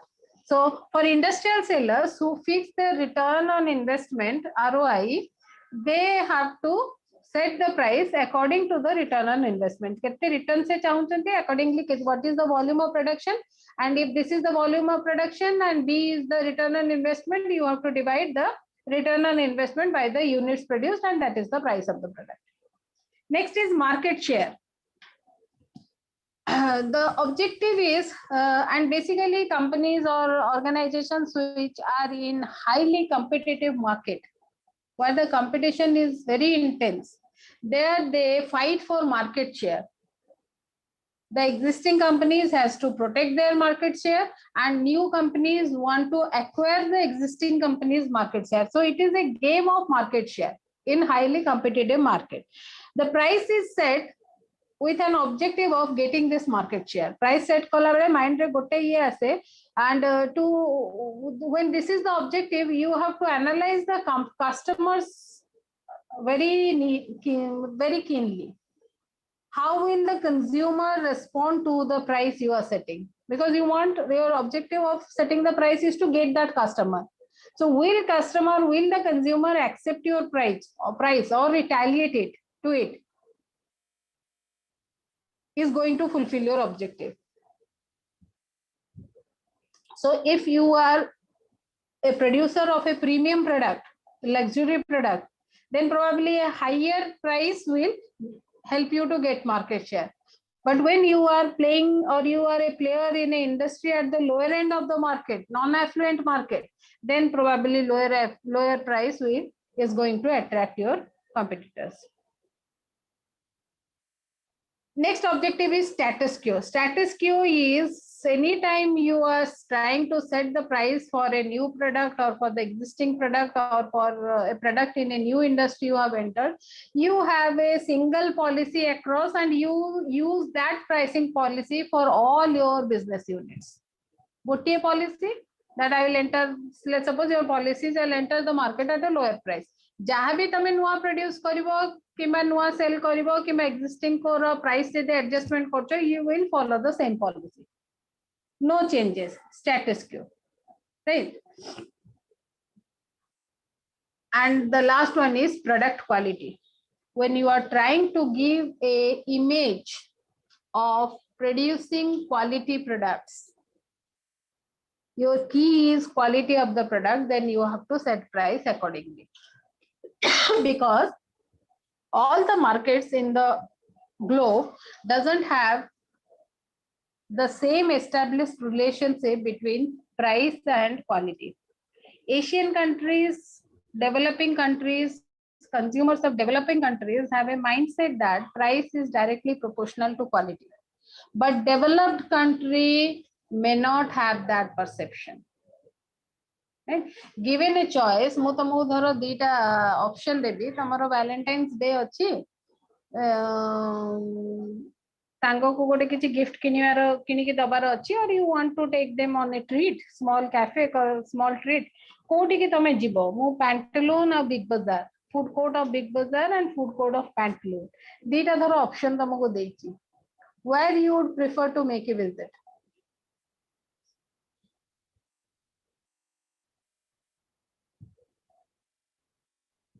Pantaloon. Mukesh is saying Big Bazaar. Jyoti is saying Big Bazaar. Soumya is saying Big Bazaar. See, mostly girls are preferring Pantaloon. So boys, you should understand this indication that you need to take girls to Pantaloons in order to create an impression.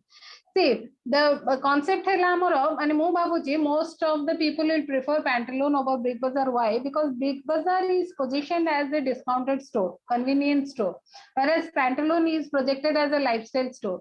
And the activity you are going for, the kind of consumption you are going for is a lifestyle consumption. You are not going there to buy grocery. You are going there to buy gift, which is a lifestyle consumption. So in that case, you will prefer Pantaloon over Big Bazaar. It is our developing country consumers ko mindset. Whereas in developed countries, ame eti kon koriya special ame India re ki Asian countries re ame special occasion ko special jaga re celebrate kariba. Kariya ko chahiba, right? We are amo pai ka value hella associated with status. जोठी हमको अधिका status मिलियो हम पई value सेठी अधिका that's why हमें खाइबारे भी brand देखू हमें मोजा पिंधिबारे भी ब्रांड देखू हमें पेन यूज करियारे भी ब्रांड देखू we are after brands but if you go to developed countries जदि हमें अमेरिका कथा यूएसए रो मार्केट देखिया सेठी Walmart is a number 1 retail store retailers को भीतर है Walmart is number 1 store whereas Walmart is a convenience and is a discounted store big बाजार को जदि बढ़े दबा तार बापा बड़ा बापा जेजे कर दबा ताले Walmart is जेजे ऑफ बिग बाजार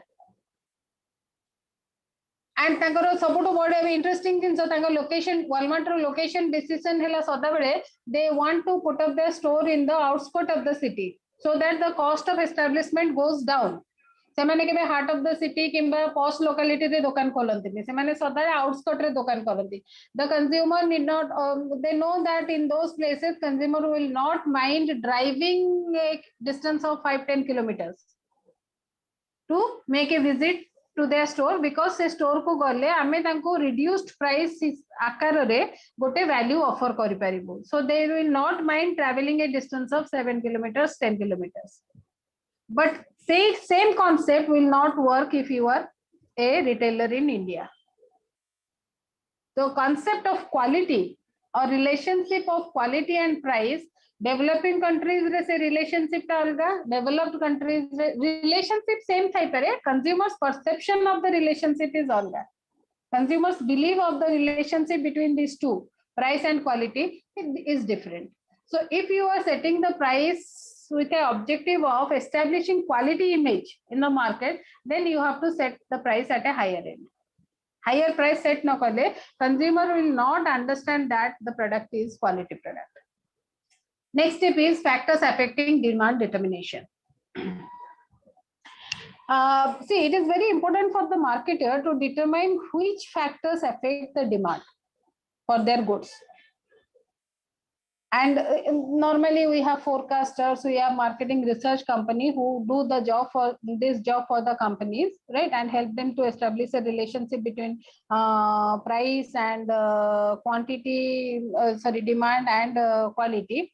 But what marketers need to know from those researchers are, first is price sensitivity of the consumers. Price sensitivity means if there is a change in price, is the consumer's preference going to change? If there will be a change in the price, is the consumer's preference for the product going to change? Third is, what is the demand curve? Second thing for a marketer, second essential thing for a marketer to know is, what is the nature of the demand curve? Third is the price elasticity of demand. Is the demand dependent on price? These are the three things which can be found out by using marketing research techniques. See, price sensitivity can be identified, or price sensitivity depends on many things. Are we sensitive to price? Jodi gote product price kami gala, moro demand badibo na kamibo. Jodi gote product price badi gala, moro demand badibo na kamibo. It has many, or this fact is related to many. We call them effects. The first one is unique value effect. If the product is highly unique, it is highly differentiated, it is different from the substitutes, it is different from the competitor's product, it has an absolutely different feature or benefits, then consumers tend to be less sensitive to price. सेमते जदि product गोटे हाथ रे अछि ताले price जेते बढ़िले demand effect हबनी. Second is substitute awareness effect. Are the consumers aware of substitutes available in the market? If they are aware of substitutes, they will shift their preference from product A to B to the substitute in case the price changes or price goes up. But if they are not aware of the substitutes, then probably they will not be sensitive to price. Difficulty in comparison. If both the brands which are being compared are highly different from each other, or there is no common parameters of comparison, you cannot compare them on common parameters. It is difficult to compare both the brands. or both the products, then the sensitivity will be low. Right. Similarly, these are all other effects like, for example, there is a end benefit effect, total expenditure effects. Total expenditure effect, the cost, the money you have spent to make that consumption. If that money is very high, if you have spent a lot of money to consume it, then maybe you will not change it immediately. If the end benefit of the consumption, customer is less price sensitive when the end benefit is very important, or the total cost of the product is very important for the consumer. Sunk cost, so sunk investment means, it means if the product you have purchased is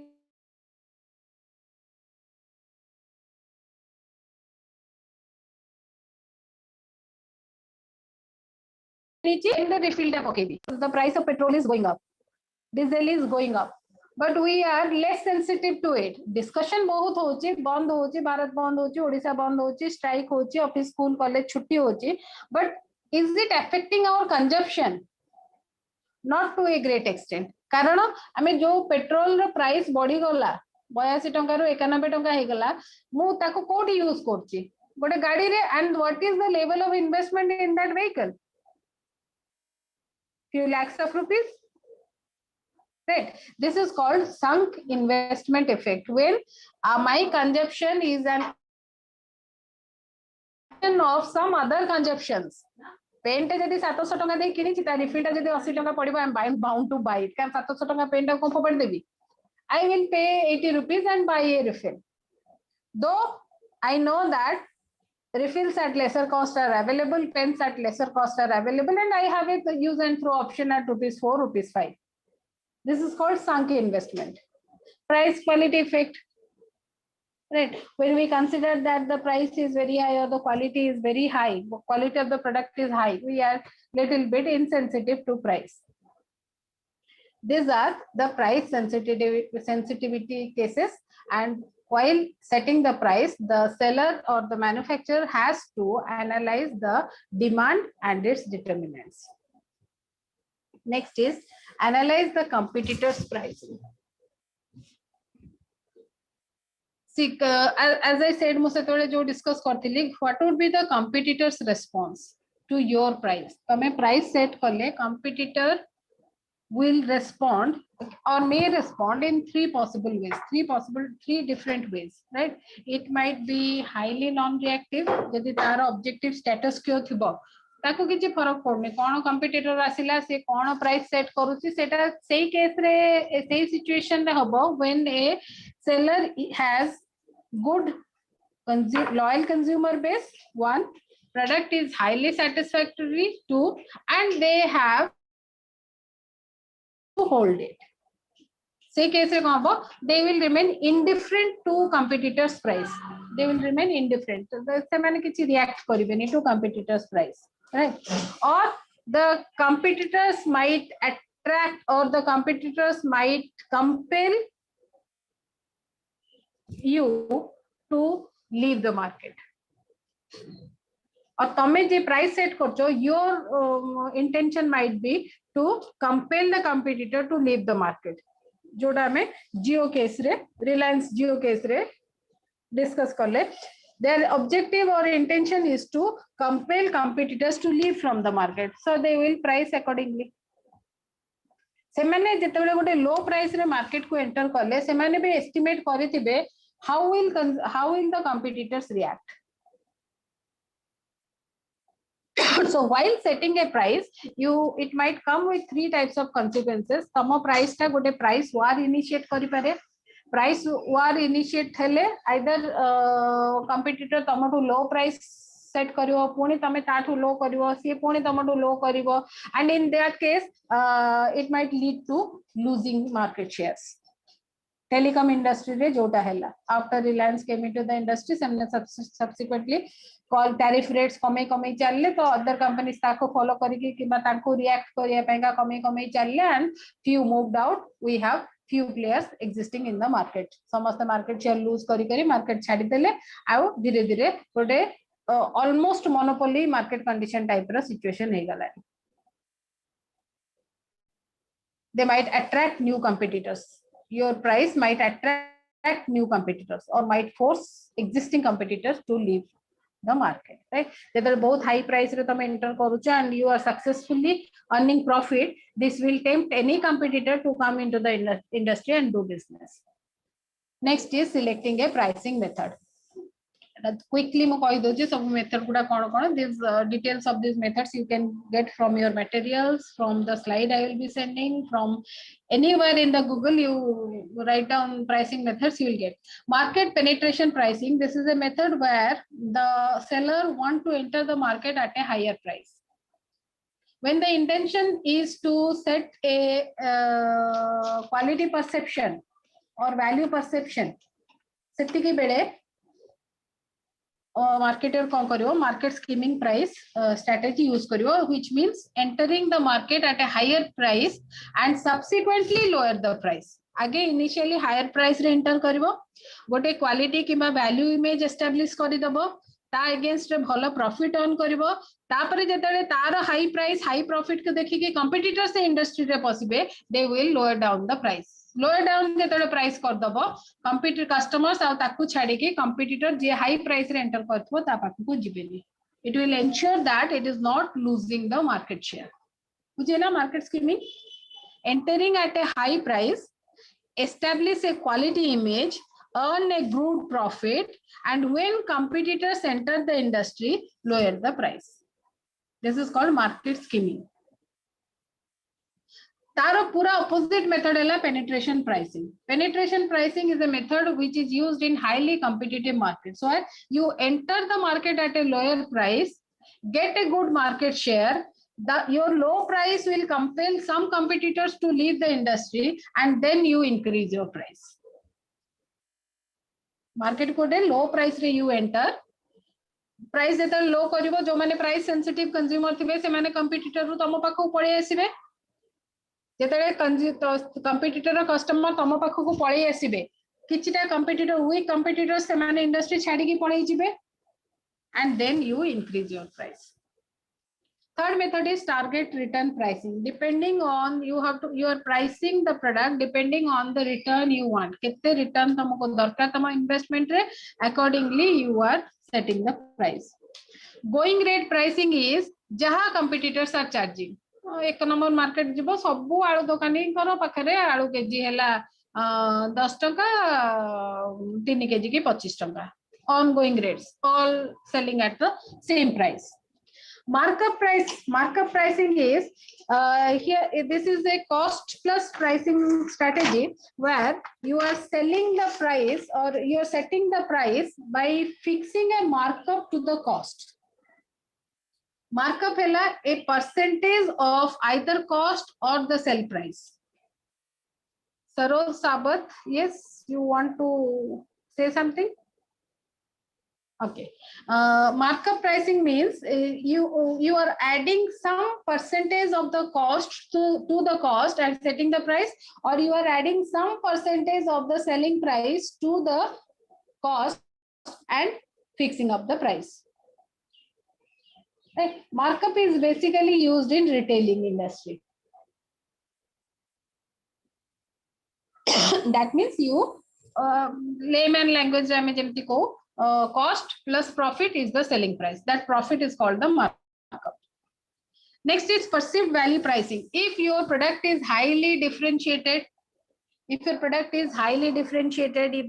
is unique, if the product has special features, if the product has specialized ingredients, if the product is produced by using a special technology, if the product is made in a special country, in that case, you can use a perceived value pricing very high with a premium, and you are justifying it with the perceived value in the consumer's mind. Right? Coffees from California or almonds from California. Californian almonds are famous, world class. They are known for their quality. जेतले मो brand रो पंच line हे जिवो almonds from California automatically सेटा normal ongoing rate जदि 700 टका थिबो मु 900 टका charge करि परिबी डेट्स फ्रॉम दुबई रो किबा सऊदी रो खजूर then the moment I say it good example कहबी जेमति फॉर एग्जांपल फ्लेक्सीड माने जोडा को हमें को कोन अलसी कहंती ताको हिंदी रे फेसी ओडिया रे कहंती फेसी राइट आग जुग रे थिला गरीब लोक माने जेतले मंडा पिठा काकरा पिठा करूथिले ताको they could not afford coconut Nadia पूरा दे के जो मंडा पिठा हुए they could not afford coconut तो कोकोनट रो सब्स्टिट्यूट थिला फ्लेक्स से माने फ्लेक्सीड यूज करके पिठा तैयारी करथले पूरा रे फ्लेक्सीड टा यूज करथले फ्लेक्सीड टा टिके नटी फ्लेवर थाए कुड कुड कुड कुड लागे मंजी गोटे सेटा they were using it but तारो जो कैलोरी बर्निंग कैपेसिटी एस्टैब्लिश हला मार्केट रे it is very good to burn calories to cut cholesterol to cut down your cholesterol ता प्राइस बढ़ी गला ता फंक्शन जेतले कम्युनिकेट करिला मेडिकल साइंस वर्ल्ड को ता प्राइस बढ़ी गला right and when you are making cookies normally so let's suppose 90 rupees a packet which carries 12 units if you are using flaxseed as an ingredient you can sell it at 130 rupees a packet carrying same 12 units देखो cookies which is made up of maida and butter which will build up cholesterol and the price you are charging more because you are using an ingredient which claims to cut down that cholesterol mo jane cookies ro flaxseed ta asile se amaro actually cholesterol cut down karibo na nahi but that is the perceived value pricing sealed bid pricing आमे जोडा को tender pricing को tender quotations companies देते गोटे काम जेतले bidding हुए government use करे pricing method टा गोटे काम जेतले करिया पय का दिए some parties bid a price mo etiki टंका रे कामटा कर दे परिबे sealed bid that is called tender quotation pricing differentiated pricing means selling the same product at different prices or selling the different units of the same product at different prices एबे तमे question पचर परिबो can we sell the same product at different prices can we sell the same product at different prices mo answer habo yes we are doing that in the market we are doing that like for example hame jo pani bottle pani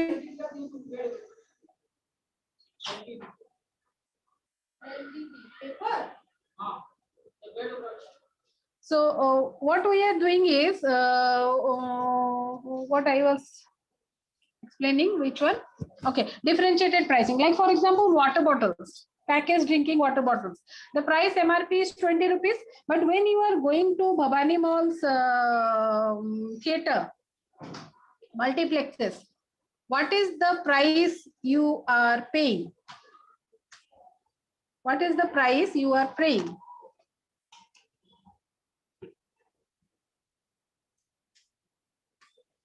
are you not paying 40 rupees or 60 rupees this is called differentiated pricing a bottle of Coca-Cola 300 ml 20 rupees in the market but if you consume it in a restaurant or in a hotel then one glass cold drink is 60 rupees or 70 rupees this is differentiated pricing electricity bill you are paying the first 100 units are charged at 2 rupees 30 paisa the next 100 rupees are charged with 4 rupees 50 paisa and the next 100 units are charged with 5 rupees 20 paisa same electricity the higher you consume the higher you pay this is called differentiated pricing and the last one is called value pricing means when we are offering the same product at a reduced price that means when we are floating in discounts we are floating in reduction prices factory outlets same product at a reduced price and this we can do for a particular time period not for a long period of time but some marketers plan to do it for a long time period of time like for example amaro jetale tomar mone thibo ebe to seta work kolani kamata Reliance ro jetale petrol pumps 90s re incept karithile their claim was that they will be selling petrol at a rupee lesser than the MRP in the market re jaha chalithibo MRP petrol lo se 1 rupee कम रे cell करिवे Tango strategy ro base thila, they had the biggest refinery in Gujarat. The volume of scale, economies of scale, the benefit se mane seta karithante. Anyway, some political condition did not work, the calculations did not work, and that project could not start up, but that was the strategy. Value pricing. Next is selecting a pricing policy or a pricing strategy. See, pricing policy or selecting a pricing strategy means what is your motive? While setting a price, our motive kono achi. Motive can be to recover cost. Then strategy is cost plus pricing. Mo cost जेतिकी खर्च होइछि सेतिकी बाहरी जिबार अछि किबा cost रे मोर किछि add करिकि return on investment हिसाब रे हो किबा profit हिसाब रे, if I want to retrieve that cost out, then I will be using policies or methods which would come under cost plus pricing strategy. Some sellers, they have a strategy of following competitors. What competitors are doing, how they are setting their price. Some sellers who are selling unique products, highly differentiated product using new patented technologies, sell innovations in the market, they are after value based pricing. So when jo bhi pricing method use karibe tadre tanko objective thibo to establish a value proposition in consumers mind. For some companies, the policy is market skimming. They always enter the market at a higher price. Whereas for some sellers, the policy is penetration. They always enter the market at a lower price and subsequently increase the price. My screen is not visible.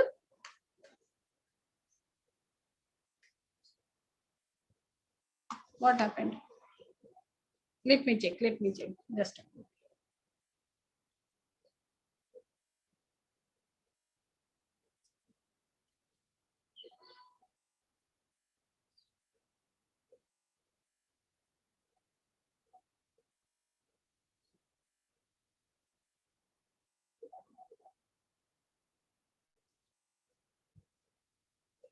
Is it visible now?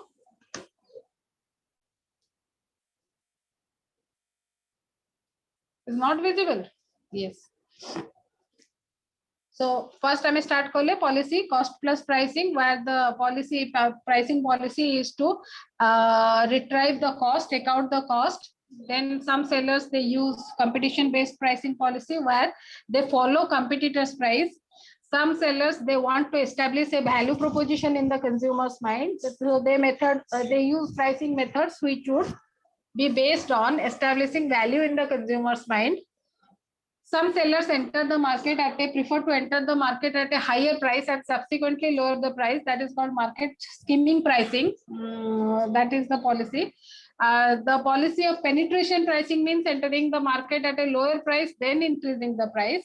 And some sellers, they follow a policy of psychological pricing. Psychological pricing means odd pricing. Like for example, Bata does psychological pricing, setting the price at 999. See, if I would ask you a product which is costing you 4,999 and a product which is costing you 5,000, which one is higher? Of course, 5,000 is higher, but the difference is 1 rupee. Right? Tenukari jettabele dekhibo tamaku psychological pricing jettabele use hue, the price is set in such a way that perception of the price would be low. Our salesman मानको training दिया जाए जेतबेले higher price थाए तांको कुआ जाए price टा केबे figure रे कहबनी प्राइस टा डिजिट रे कहबो 4,999 sounds much higher than 4,999. Right? About training ro सेटा गोटे aspect माने ट्रेनिंग रे ही कहू, you have to call out the digits, don't tell the figure seems to be much higher. So with this, we ended up pricing. Any doubt? I mean, next class, 5 minutes already khai sallo. So any doubt? Anyone?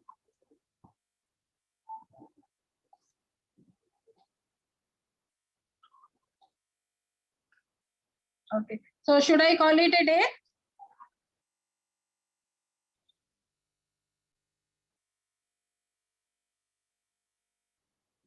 Should I call it a day?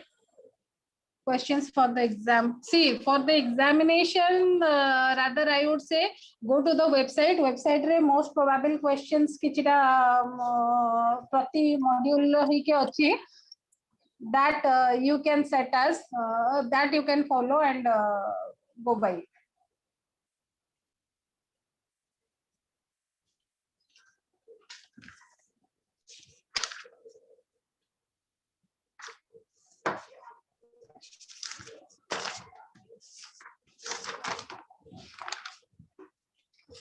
Someone, Ashish, wants to know what you wanted to know. End benefit effect. See, end benefit effect means when the cost you are paying is too less compared to your total income or total cost.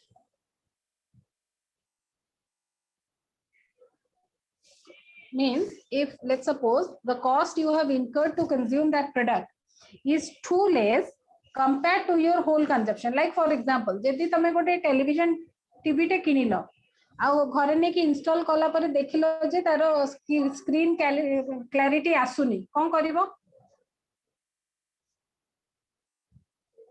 What you will do, Ashish? You purchased a television set, you will complain. But let's suppose you have purchased a pack of bread and when you opened it at home it was stale. Pimpi tadre fungus he jaitila. What you will do? Bread, how many will return, go and return bread? Very few. आमे आउ पुणी गाड़ी start करके गाड़ी parking रे रखी Saito start करके जिबा ब्रेड टाको 15 टंका रे किनिथिला फेरेबा. This decision I don't think anyone will take. Rarely, unless until सेटा बहुत माने से जो ये जिनसटा बहुत इरिटेट न करी जे they will not take that decision. हाँ बहुत जोरे भोक लगे थिला बहुत एक्सपेक्टेशन रे किनि के आनथिला और रोसे करे दरकार नै मु ब्रेड टा खोली के खाइ देबी डिफरेंट इशू. बट जेटा if that was a normal purchase ए छडा ब्रेड टा को फोपाडी देबो. You will make sure कि से सेलर को next time you will tell. See the last thorough जो ब्रेड टा नेथिले खराब बाला this time you check and give. That you might do, but go and return and bring another pack, it would be rarely done. That is called end effect. So customer is less price sensitive when the cost incurred on the product is too little compared to the your total.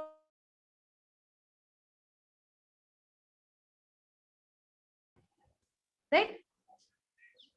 So anyway, I'll take your leave. We'll again meet in the next class. Thank you.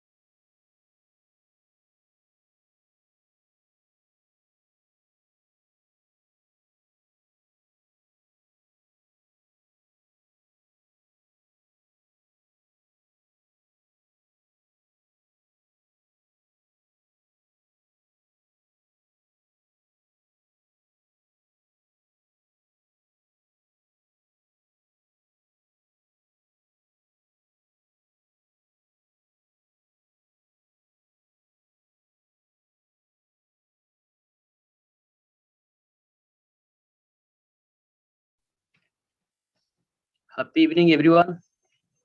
Can you hear me?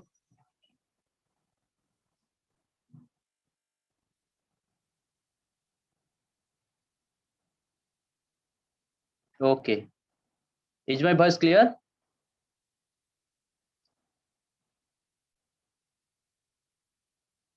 Okay, thank you very much.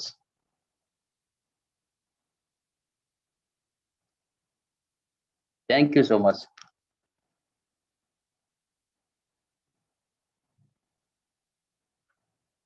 So right now we are going to discuss about final accounts.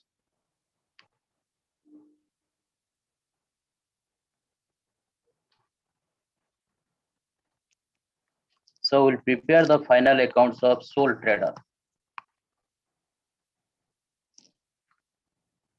Sole trader. Clear? So I think we have already covered the accounting cycle. So in accounting cycle, we have already discussed about your recording of business transaction, then classification. Next step is summarization.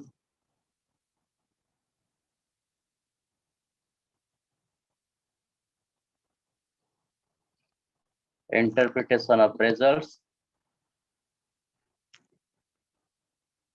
And last one is communication. That means we are communicating various business reports to various stakeholders. So this step we have already discussed about the journal entry, how to pass the journal entry from the original business transaction. Again, classification, that means similar types of accounts must be classified and posted in a particular format that is known as ledger. We have already covered summarization. In summarization process, we are preparing one abstract statement that is known as trial balance.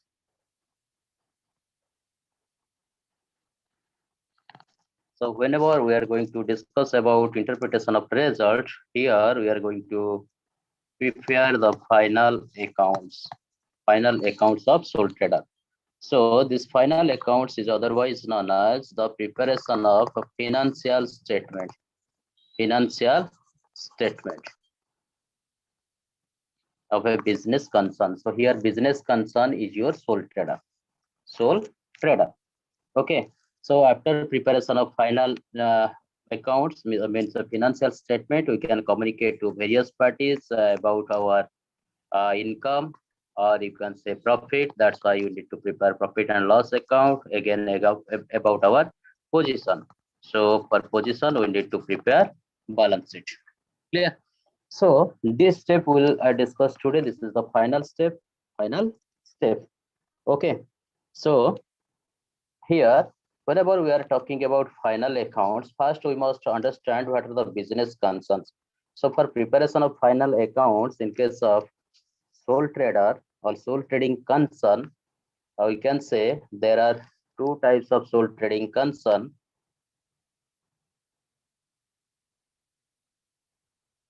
Business concern. There are two types of business concern. First one is your trading. Try to remember, trading means simply buying and selling. So you need not to manufacture anything. Simply you just buy the articles or commodity or products and sell it to your ultimate consumers or customers. And another one is your manufacturing concerns. In case of manufacturing concern,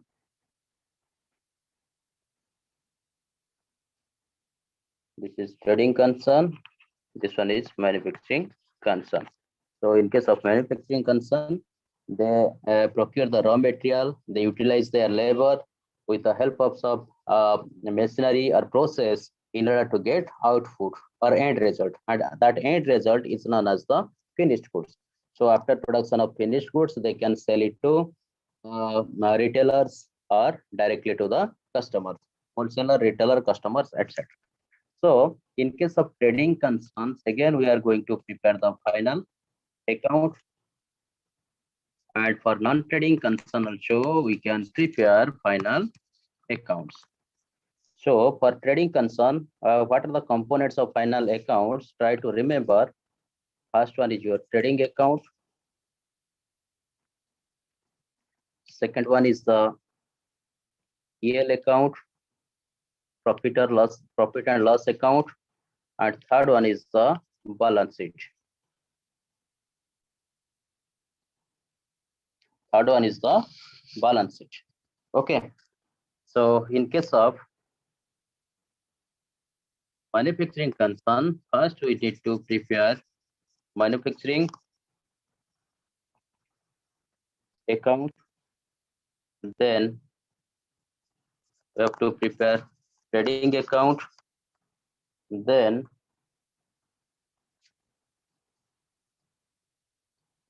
we'll prepare PL account or profit and loss account. And finally, we'll prepare one position statement that is known as balance sheet. Balance sheet. Okay. I think someone is asking, sir, what about service-based businesses like software companies? So for software companies, you need to prepare company form of financial statement. Company's form of financial statement.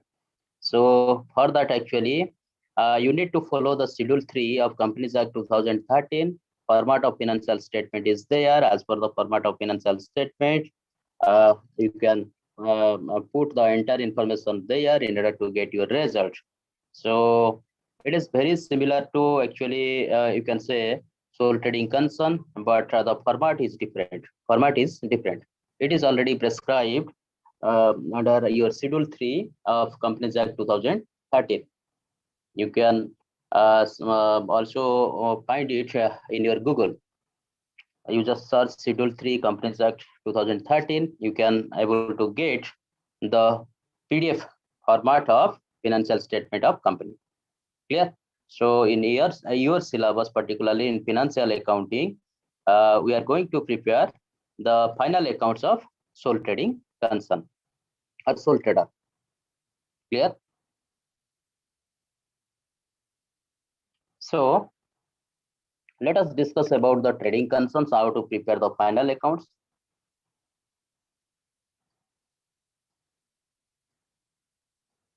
How to prepare the final accounts. I think you all are very much aware about how to determine the profit. You know the sales price, yes or no? Sales price less cost price is your profit, yes or no? हाँ या नहीं?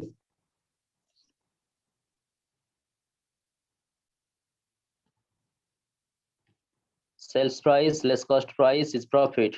Am I correct? Yes, I'm correct.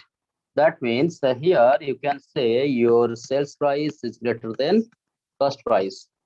When sales price is greater than cost price, we are getting profit. When sell price is less than cost price, we are getting loss. Yes or no? Yes or no? So this is the simple equation in order to determine the profit or loss. But here, whenever we are talking about sales price, try to remember here we need to find out what is the total sales. Total sales during a period. During a period. Try to remember here we are considering the accounting period. Generally, accounting period consists of 1 year. 1 year. It may be a calendar year or it may be financial year. Total sales during the period. So how to determine total sales during the period? First, we need what is the amount of cash sales. Let's say this is my amount of cash sales. Next, you need to add what is the amount of credit sales. Credit sales. So then you will get total sales. Yes or no? This is the amount of total sales. So out of total sales, whenever we are doing business, what happens? Sometimes there may be the case of your return. That is known as your sales return. That is known as sales return. So here you can write sales return. Sales return, or otherwise you can say return inward. Return inward. So let's say this much is my sales return or net return inward. Then I can get the net sales. Am I clear to all of you? Or any doubt? Tell me. How to find out the total sales? So we can get the total sales, cash sales plus credit sales less sales return or return inward during a particular period. So try to remember, during a particular period means one accounting year. One accounting year is equal to 1 year. 1 year may be your calendar year, January 1st to December 31st, or it may be a financial year, April 1st to 31st March. Okay, so this is about your net sales. So out of net sales, then we need to deduct the cost price. We must deduct the cost price in order to get profit or loss. So whenever we are talking about cost price, this cost price is otherwise known as, actually here, whenever we are preparing final accounts in case of trading concern, it is known as cost of goods sold. Goods sold. Cost of goods sold. This is otherwise known as the cost or cost price. So what is the exact amount of cost? The goods which we have already sold. Okay. So how to get the cost of goods sold? So this is otherwise known as your COGS. Simply you can write down COGS, cost of goods sold. Okay. So in order to get the cost of goods sold, first we must find out what is the total purchase. Again, total purchase includes your cash purchase.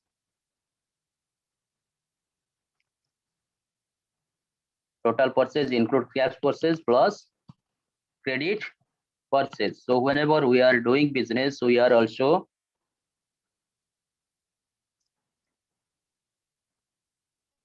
purchasing goods in terms of credit.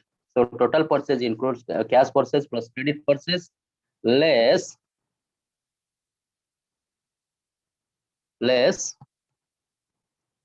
purchase return. Purchase return. Okay, this purchase return is known as return outward. Return outward. Sales return is otherwise known as return inward. Try to remember.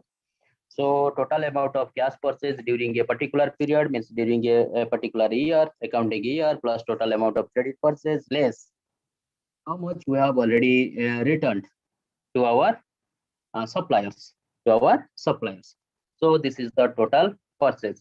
So total purchase is the summation of cash purchase plus credit purchase. So whenever we are deducting less purchase return, so we can get, this is known as your net purchase.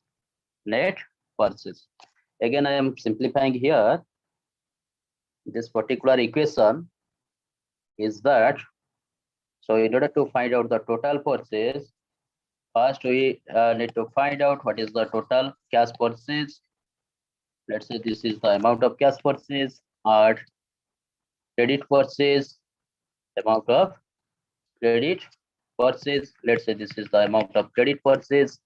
So this is known as your total purchase. This is known as total purchase.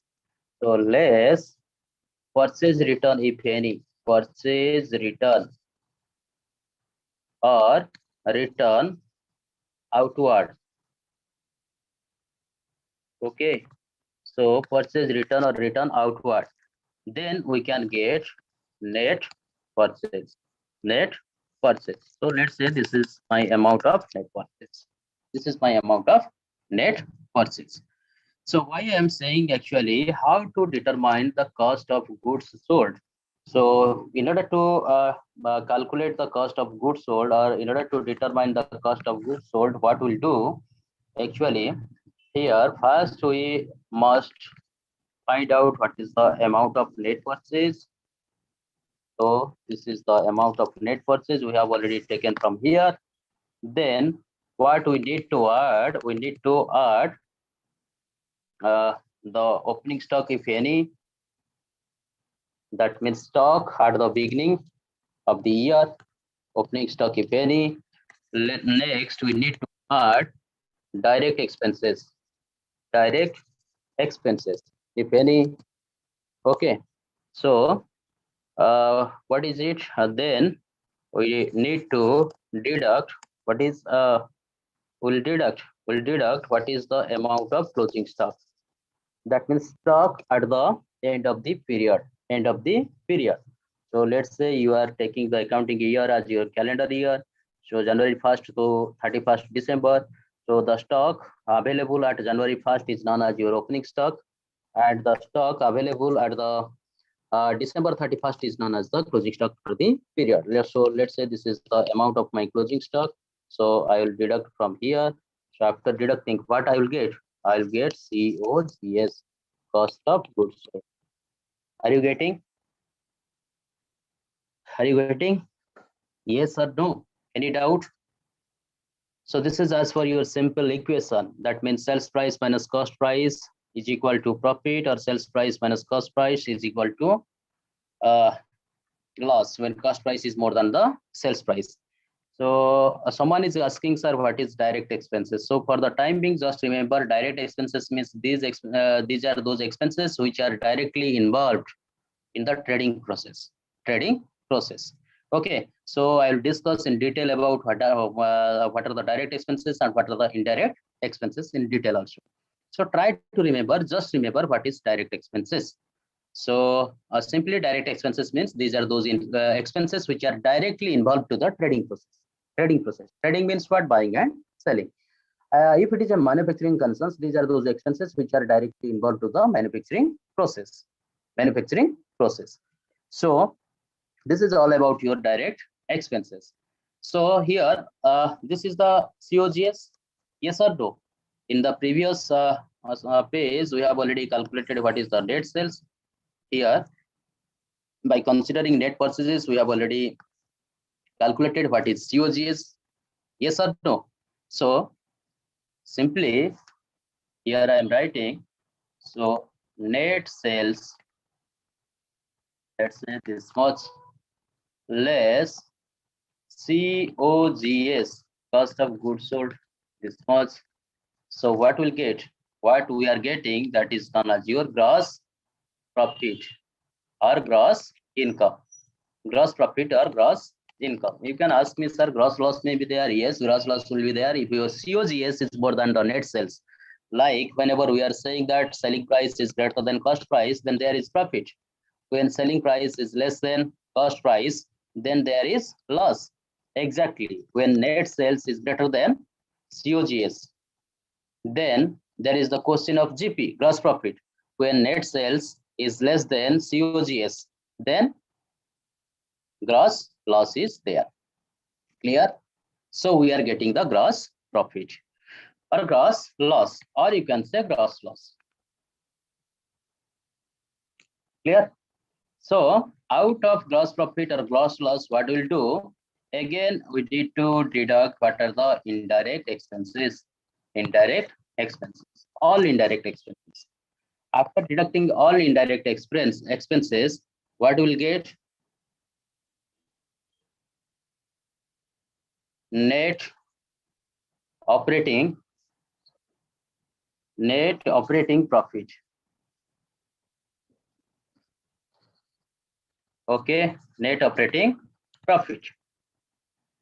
You can ask me, sir, net loss is also there, net operating loss. Yes, if gross profit is not there and indirect expenses are there, gross loss is there, indirect expenses are there, what you will get? That is the net operating loss. Yes or no? Then what we'll do here, we'll add indirect income.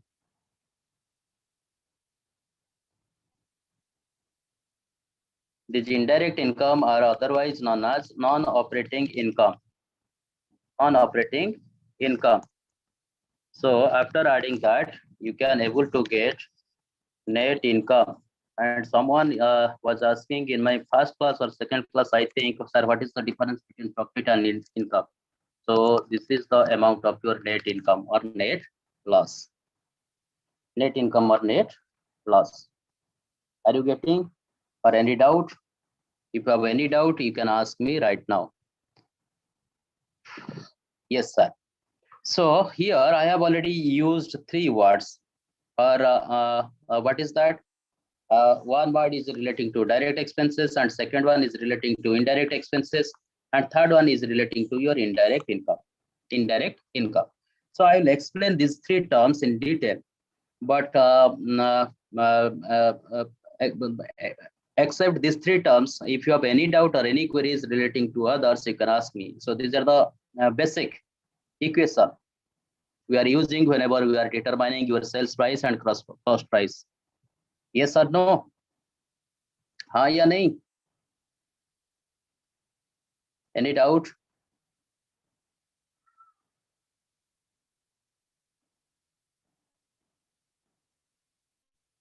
No doubt. Good. So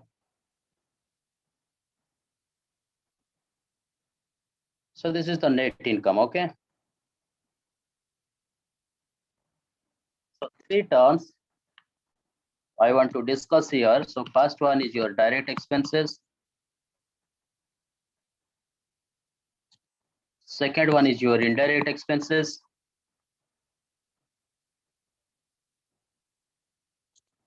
And third one is your indirect income. Okay. So what is direct expenses? I have already delivered you. Direct expenses are those expenses which are directly related to trading process or production process. That means manufacturing process. Okay. Purchase return and sales return could not understand. Sanat Kumar Das sir. So whenever you are business, these are inherited, you can say. So let's say you are doing one textile business. I am your customer. I have purchased 5 sarees from your store, textile store. So out of 5 sarees in my house, actually what happened, 3 sarees already accepted. My family members accepted 3 sarees. So 2 sarees, they found some defect because of some wear and tear or what, fading of color or mismatch of color or some other reasons also. So for that, what I will do as a customer, can I refund it or not? Can I return it or not? Can I return to you or not?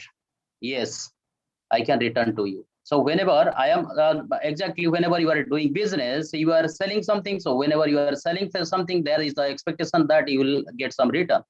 Let's say you are selling TV sets.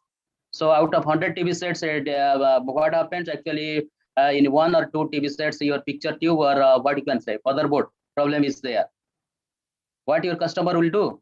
Definitely they will return to you. So you have already sold 100 sets. Right now you are getting back 2 sets. So what is your net sales? Net sales is 98 TV sets. Yes or no? हाँ या नहीं? So whenever we are doing business, sales return will be there. So whenever we are getting return, automatically the same return will also return to our supplier. Yes or no? Let's say you are my dealer. I am purchasing 100 TV sets from you. Out of 100 TV sets, two TV sets are defective. What I will do? So I am purchasing. Purchase return will be there for me or not?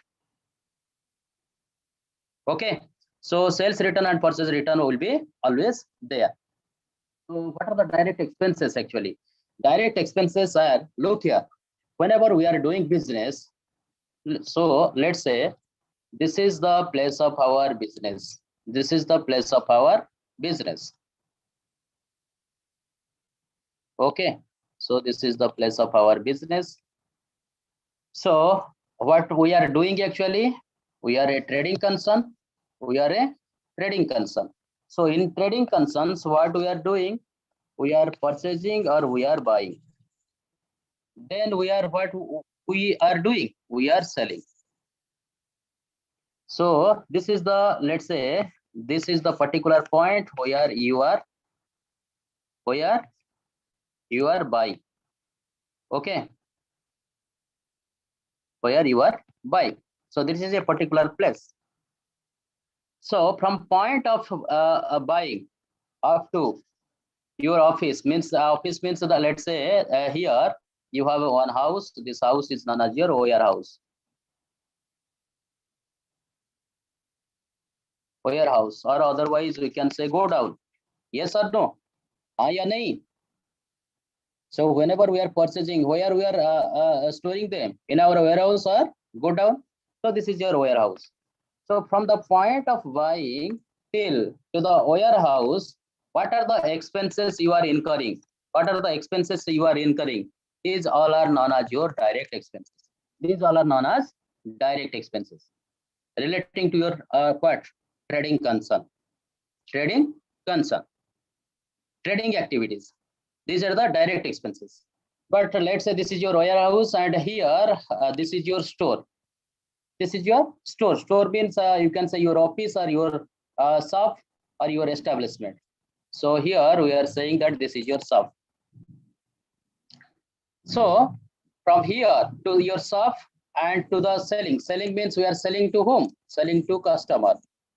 Selling to whom? Customer. What are the expenses you are incurring from here to there? So all these expenses are known as indirect expenses. Are you getting what I'm saying? Am I making any sense to all of you? Yes or no? Yes, very good. So what are the direct expenses actually? Whenever I am buying, let's say I am buying from Kolkata. I am a dealer, trading dealer at Bhubaneswar. And I am selling my articles to where? Let's say another city like your Raulkela. Raulkela, I am selling my products to my customer. So my customer is at Raulkela. Clear? So whenever I am buying from Kolkata, so after whenever I am buying, so on the what purchase, whenever I am buying means I am making purchase. So I am paying the article cost or product cost. So after purchasing, what are the expenses I am incurring? So from Kolkata to Bhubaneswar, again I am taking some transportation expenses. Yes or no? Some coolie charges from loading and unloading. That is wages. हाँ या नहीं? Coolie charges. Do you know coolie? Labor charges. Yes or no? Again, whenever you are entering, that means from Kolkata to Bhubaneswar, you are coming through various cities like your Baleswar, Bhadrak, Jajpur, Katak, etc. In each and every district, there are some toll gates. There are some toll gates. Yes or no? There you are paying some octroi duty. Border taxes are there. Sushant, thus you are correct. Border tax, that is known as octroi duty. Octroi duty or octroi tax. Clear? Again, whenever you are buying goods from Kolkata to Bhubaneswar, you are taking transit insurance because there may be chance of accident. There may be chance of accident. That's why you are taking transit insurance. हाँ या नहीं? So these all expenses are which type of expenses? These all expenses are known as direct expenses. Direct expenses. Okay. So here direct expenses may be your purchase, then including then except purchase. What are the other direct expenses? Means other expenses are all known as direct expenses, like your insurance, freight, wages, octroi duty, transportation charges.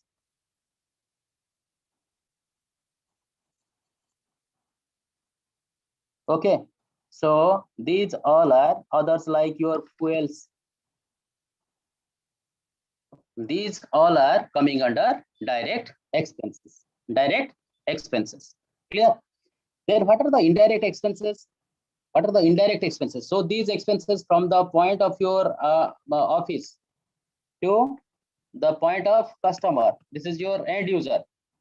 You are transporting goods. Here again also you are incurring some expenses. Some expenses like freight. So this is known as freight outward. Again you are incurring some charges. What charges? You are paying some taxes. You are paying some legal fees. Again, what are the other expenses? What are the other expenses? For selling of your goods, you are maintaining your office, so your office expenses is there. Other office expenses, your supervisor, that means your salesman's salary, manager's salary, legal fees, whenever you are doing business, audit fees. Yes or no? Advertisement expenses, trade expenses, insurance expenses. These all are coming under indirect expenses. Indirect expenses. Are you getting my point? So this is all about your direct expenses and indirect expenses. Next, I want to discuss about what is indirect income. Indirect income. So what is indirect income? These incomes are otherwise known as also non-operating incomes. Non-operating incomes. That means we are not receiving out of our operational operation process or operational process. So what is the operational process here? Our main objective is to buy and sell. Let's say we are a TV dealer. So our main objective is to buy TV sets from Kolkata, from our dealer. Again, we are selling to our customer. So our customer is at Raulkela. Yes or no? So besides that, what we are getting, sometimes when we are having more amount of money, we are making investments. Yes or no? Investments. So investments means you can deposit your money in any commercial bank. You can invest in buying your share and securities, share, debenture, and other securities.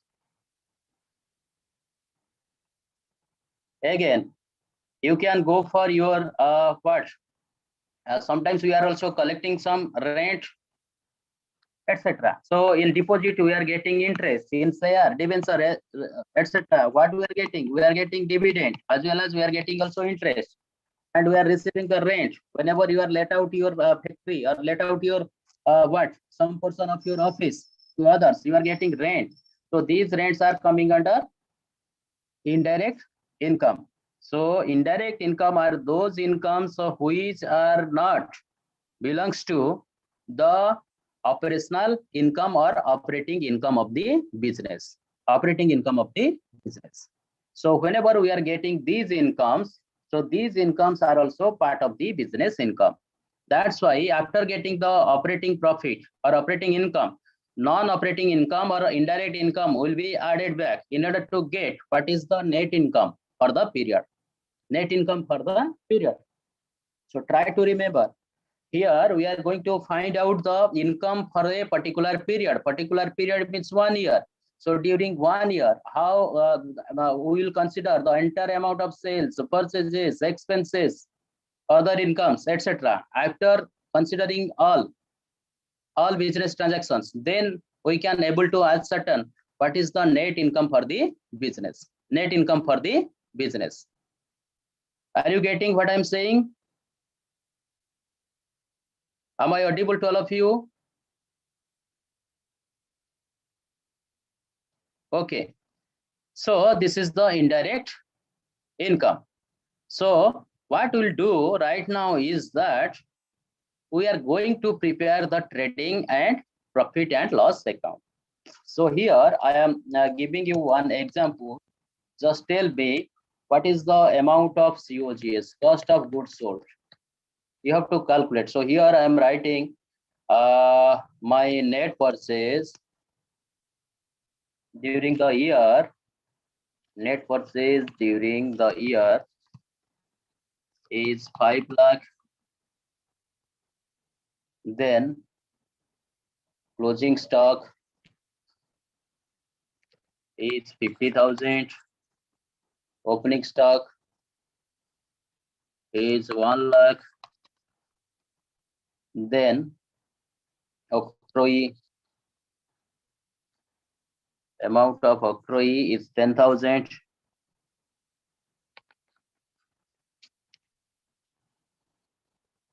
Insurance, that means transit insurance.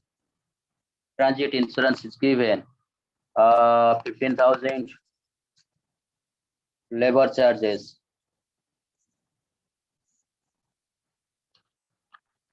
10,000. Then local taxes 2,000. Toll charges 3,000. Be quick. Tell me what is the amount of COGS? What is the amount of COGS? Sir, what is octroi? Generally, octroi is a local tax charged by the local authority, like your municipal corporation, notified area council, gram panchayat, etc. Whenever you are entering with your goods into that particular area, they will collect some amount of money. Yes or no? କେତେବେଳେ ଆପଣ ଦେଖିଛନ୍ତି ବାରଙ୍ଗ ପଟୁ ପରିବା ଆସିବାକୁ ଭୁବନେଶ୍ୱରକୁ? Sanat sir, କେତେବେଳେ ବାରଙ୍ଗରୁ ଭୁବନେଶ୍ୱର ପରିବା ଆସିଲା ବେଳକୁ ଦେଖିଛନ୍ତି? ଟାଙ୍ଗୀ, ଚୌଦ୍ୱାର, ବାରଙ୍ଗ ନା ଭୁବନେଶ୍ୱରରେ ପରିବା ହଉଛି ସବୁ ଛାତ ଉପରେ? Are you waiting?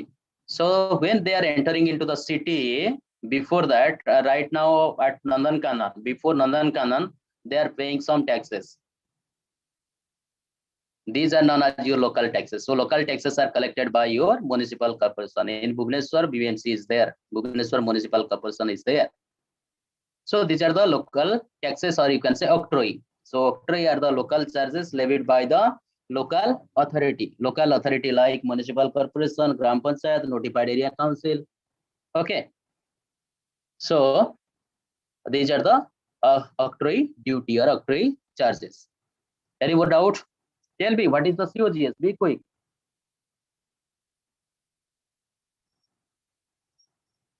Sir, 5,90,000 Seshadri Baral, sir. How you calculated it? How you calculated it? So how to get the COGS? Opening stock plus purchases. That means net. Purchases means net purchases plus direct expenses, if any, less closing stock. Less closing stock. So what is the amount of opening stock? Amount of opening stock is 1 lakh. Yes or no? Plus purchases. What is your net purchases? Net purchases is 5 lakh. Are you getting what I'm saying? What are the direct expenses? These all are direct expenses. Calculate it total. So this is the 10,000 plus 15, 25,000 plus 10,000.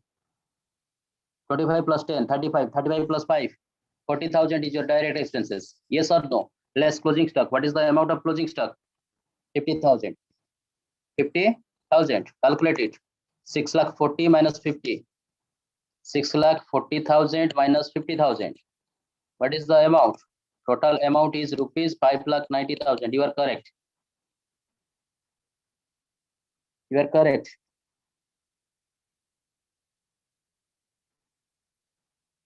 Sir, octroi and local taxes are coming twice in the list. So octroi, that means whenever you are entering into a particular city, you may come across various. That means gram panchayat, notified area council, and others. So you may also pay so many times. So many times in each and every entry of the area, notified area. Are they same or different?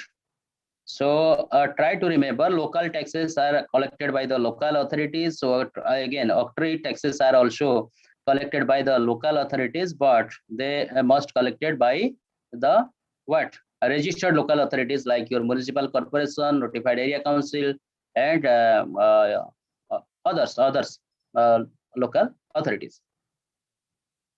Okay.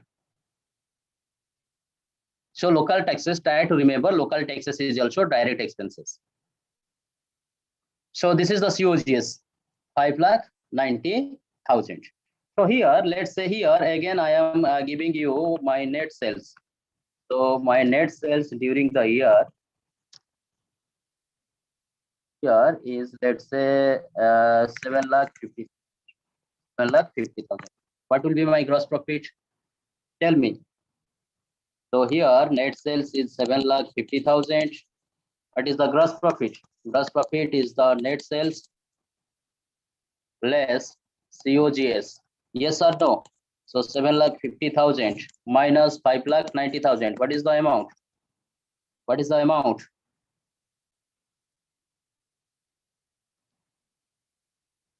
What is the amount? 1,60,000. So this is rupees 1,60,000 is my gross income. Gross income. Clear? So this is all about your cost of goods sold, net sales, gross profit, and after charging what indirect expenses to gross profit, you can able to get net profit, or you can also get net loss.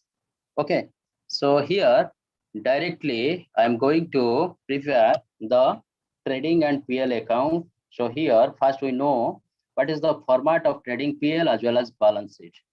So here you need to write trading and PL account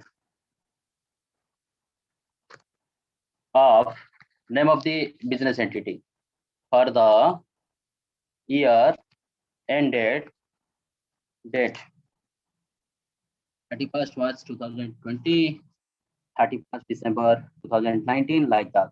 Okay, so try to remember trading and PL account is a nominal account. It is a ledger. So left hand side of trading and PL account is debit. Right hand side of trading and PL account is credit. So as per nominal account, we are saying nominal account. As per nominal account, what to debit, what to credit? Debit all expenses and losses. Yes or no? All expenses and losses. Credit, what to credit? Credit all incomes and gains. So in trading and PL account, all the expenses must be debited and all the incomes must be credited. Clear? And another statement we need to prepare, that is known as your balance sheet. Balance sheet of name of the company. As on. Why as on? Because in a particular date we are going to prepare the balance sheet. So this is the format of balance sheet. Left side of the balance sheet is known as your liabilities. Try to remember.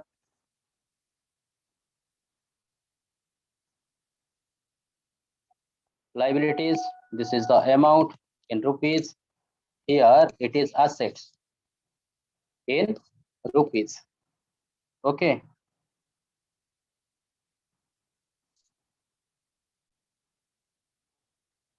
So here under liability side, what we'll do? Under asset, here we'll place non-current asset, that means your fixed asset, as well as current asset. Current asset. Okay. Under liability, first we need to write the owner's liability. Owner's liability means this is known as your capital. This is known as capital. Then outsider liability. Outsider liability. So outsider liability may be your bank loan, it may be your creditor, it may be outstanding salary and others, provision for taxation, etc. These all are outsider liability. So capital is the contribution made by the owner in order to start an enterprise. What is fixed asset? Fixed asset are those assets, that means the resources of the business which can able to generate revenue for the business for a series of period. That means fixed assets are those assets, the economic benefits which you can receive over a series of years. Like your furniture, if you are purchasing a furniture for your business, you can use in your business for 20 years. So today you are spending some amount for purchasing furniture. So you are getting the benefit, economic benefit over a series of period of 20 years. Yes or no? So what are the current assets? Current assets are those assets which can be converted into cash within one accounting period. One accounting period means 1 year. Debtor is your current asset. Stock or inventory, current asset. Clear? So these are the current assets. So in balance sheet, we'll write all the owner's liability as well as outsider liability, fixed asset and current asset. So here we'll write in trading account, this is the particulars, this is the rupees, then particulars, then rupees. Clear? Any doubt? Any doubt?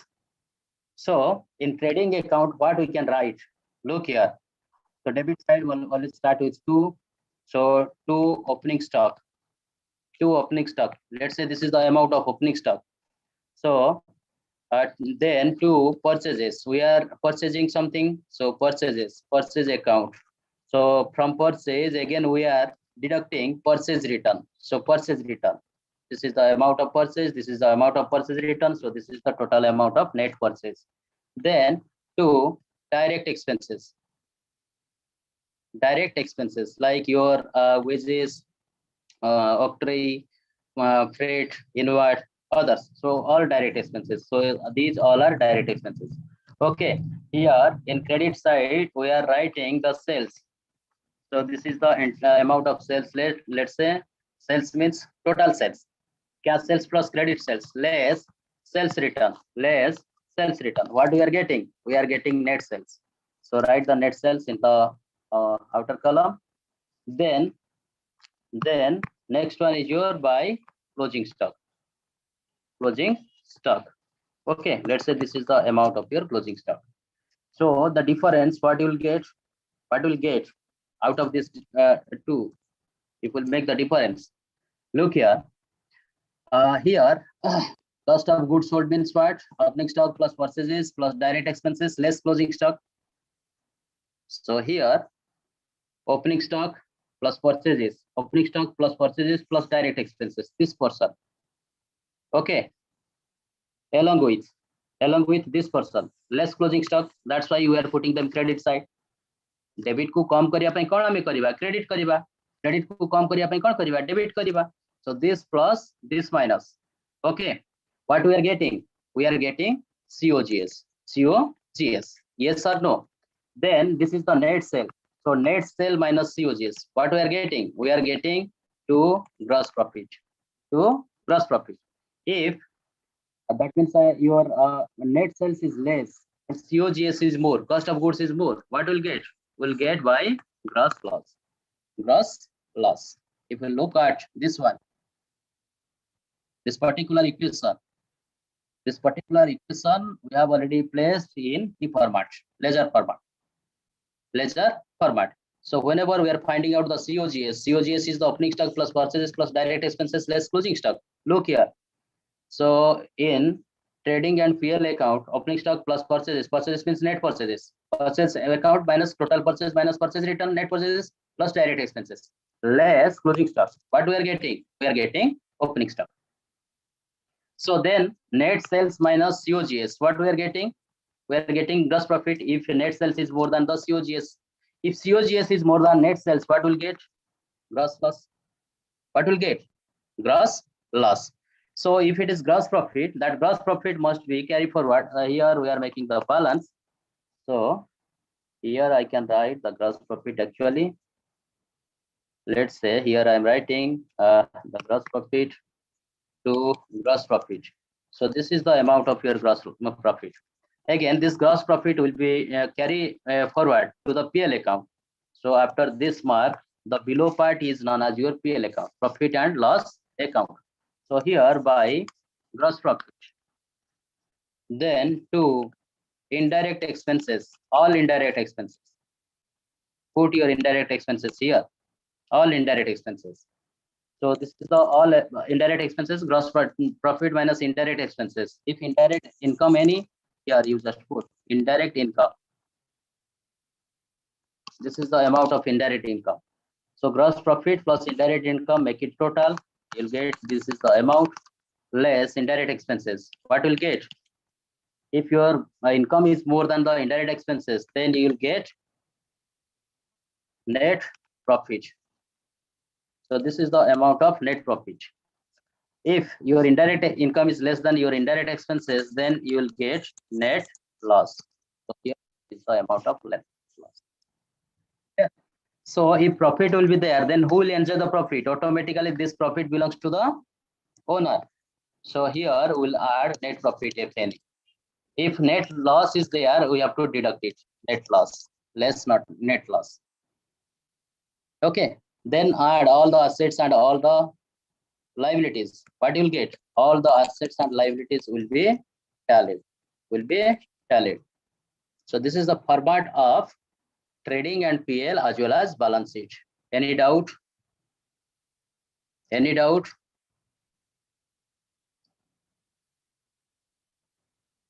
If you have any doubt, you can ask me right now.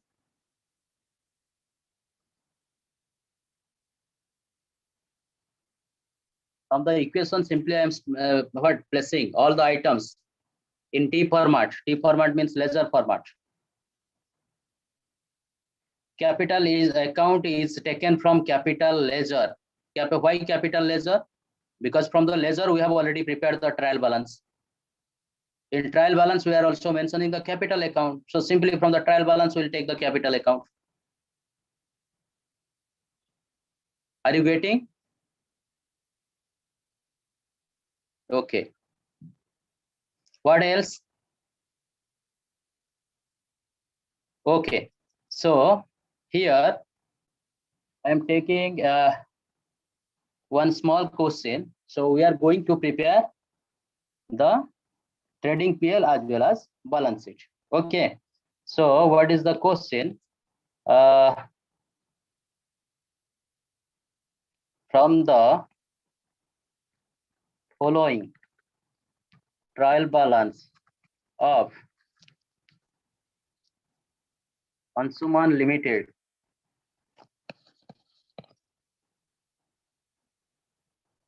prepare PL trading and PL account.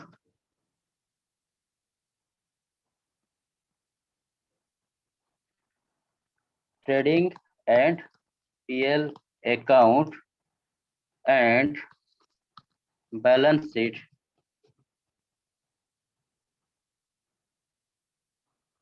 as on 31st March 2019. Okay. So what are the items given in the trial balance? Look here, these are the items given in the trial balance.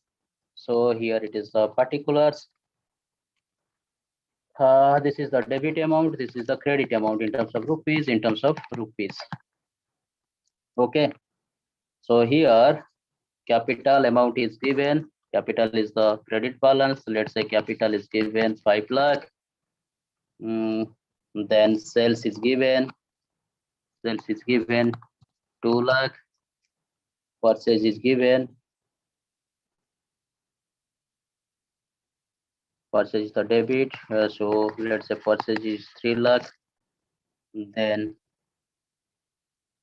direct expenses. Direct expenses is given 75,000. Then indirect expenses is given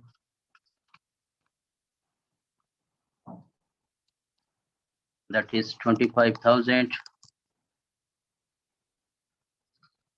Income is given, indirect income, let's say 58,000. Okay. Then land and building. Land and building is given, let's say 1 lakh. Plant and machinery is given, let's say another 1 lakh. Then cash and bank. Cash and bank is given, let's say 50,000. Okay. So what is the total amount? Creditor. Creditor is given 40,000. Debtor is given 30,000. Okay. Tell me what is the total amount? 5 plus 2 make it 60,000, not 58,000 actually. Take one round figure for easy calculation. So which one? Indirect income 60,000. Okay. So what is the total amount? Tell me, calculate. Be quick. So 5 plus 2, 7 lakh, 8 lakhs. Here 4 lakh, 5 lakh, 6 lakh, 6,80,000. Okay. 6,80,000. 5 to 7, 7, 8 lakh. Trial balance, both sides must be tallied. Otherwise, your balance sheet will not be tallied whenever you will prepare your final account. Okay. So here debtor. So 3 plus 1, 4. 4 to 6, 6,80,000. How much we need? 1,20,000. So here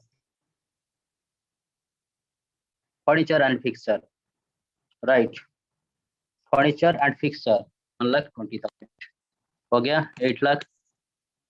Yes or no? Now trial balance is tallied. Yes or no? 6,90,000. 6,80,000. 6,80,000 plus 120.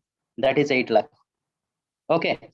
So very quickly, we are going to prepare the trading and PL account. So this is the solution. Trading and PL account of कुछ नाम दिया है नहीं चलो of name छोड़ दो for the year ended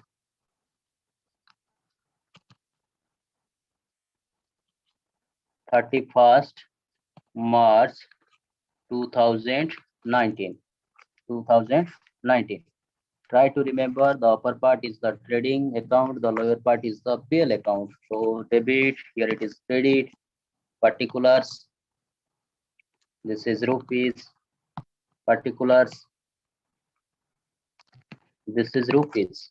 Okay, again draw one balance sheet. So balance sheet,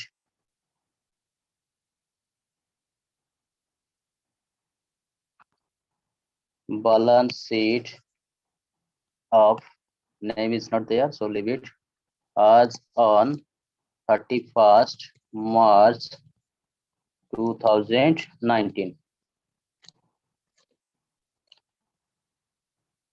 Liabilities, amount in rupees, assets, amount in rupees. Okay. So what we'll do first, opening stock is not there, so directly we'll take the purchase. So here we'll write purchase. First, we need to find out what the COGS, cost of goods sold. So to purchase account, what is the amount? Tell me. From the beginning we'll go. Capital. Don't skip any item. Capital means it is owner's liability. So capital is given 5 lakhs. So I am writing in the inner column. Why? Because if loss and profit will be there, it will be adjusted here. Then I'll write in outer column. Try to remember. Capital gone. Okay. Next one, sales. So where we'll put sales? Where we'll put sales? Be quick.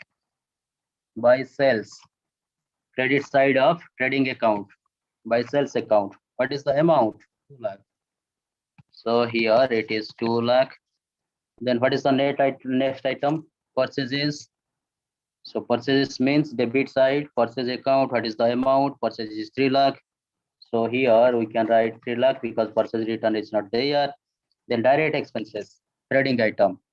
So here we'll write to direct expenses. What is the amount of direct expenses? 75,000. So here write 75,000. What is the next item?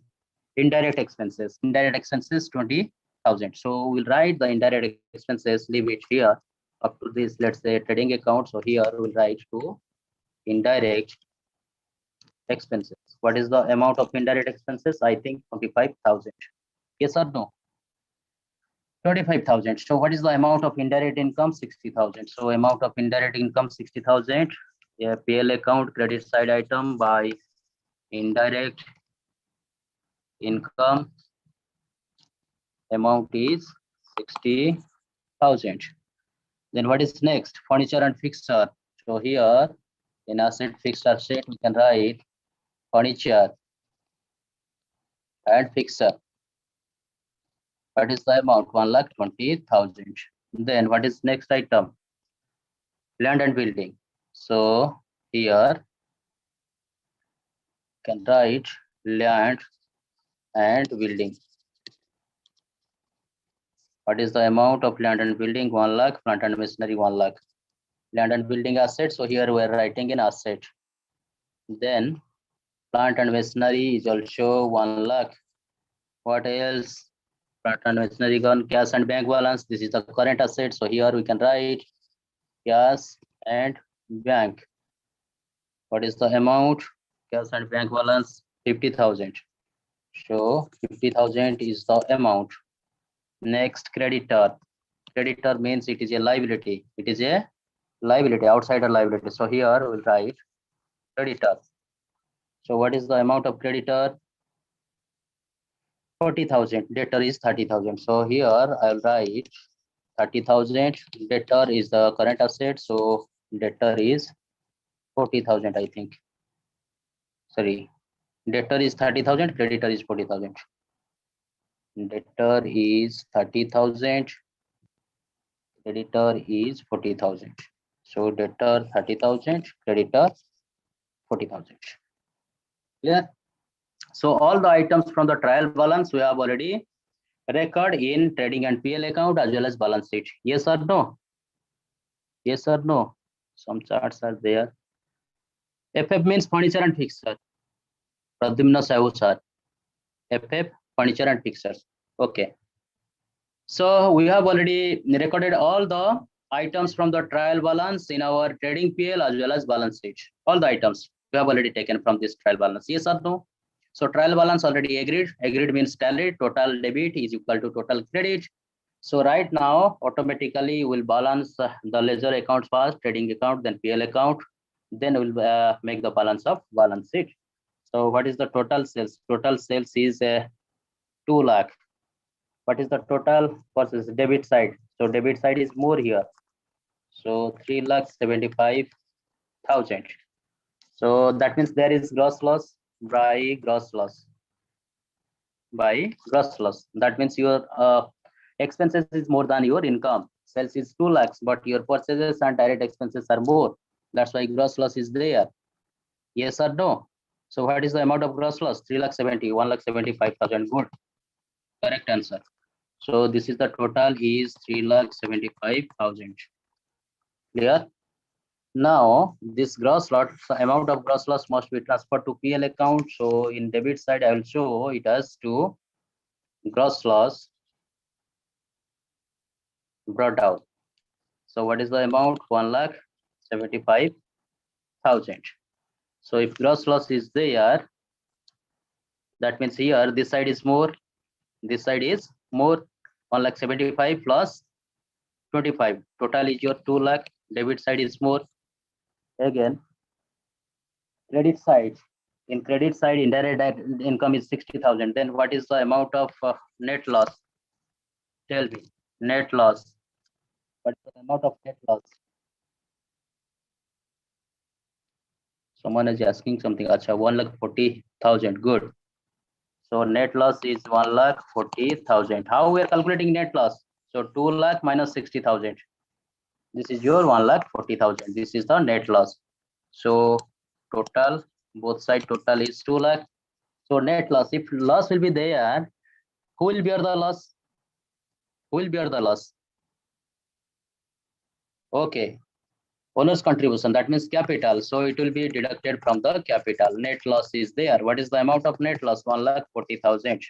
Tell me, what is the amount of capital right now? 5 lakh minus 1,40,000. I think this is 3,60,000. Yes or no? 3,60,000. Now just add both sides, whether it is tallied or not.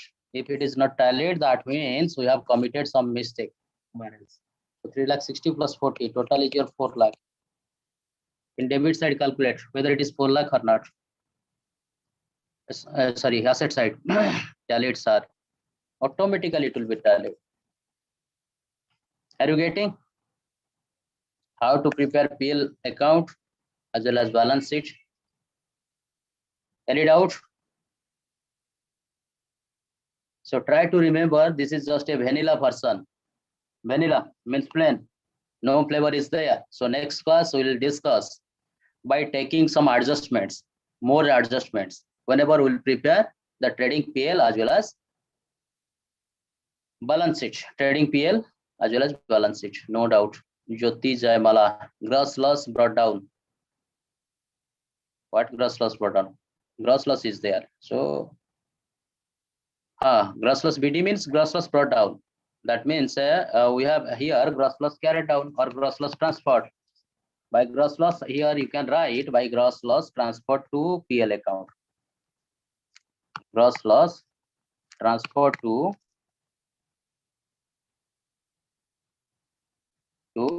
PL account.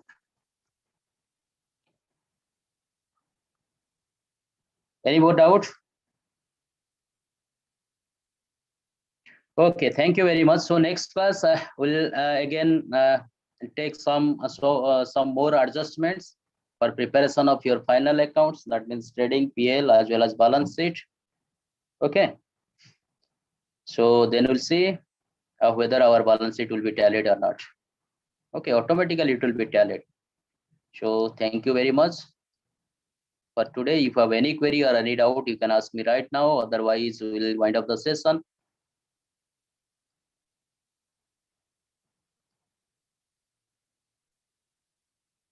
Any doubt?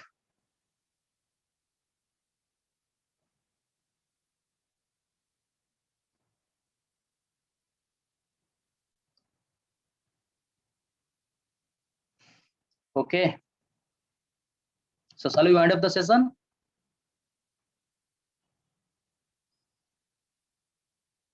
Okay, thank you very much.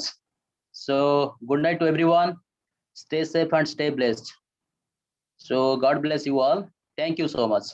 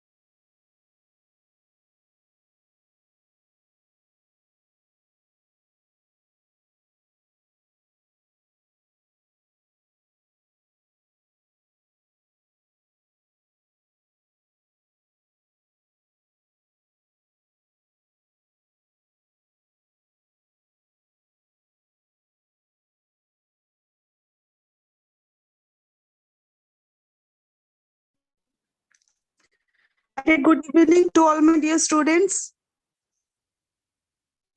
Am I audible to you? Yes or no? Good evening. Acha. Is my voice is audible clearly? Good to all my dear students. Okay. Yes. Okay. Okay. So we will start the class. Okay. So in last class, we have discussed something about training and development, right? So wait a moment, I will set the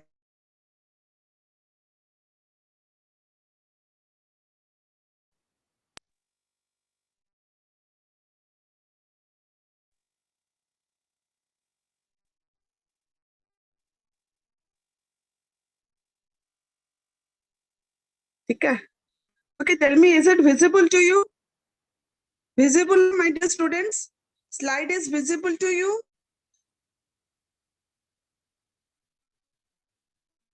No, ma'am. Huh? Now, visible.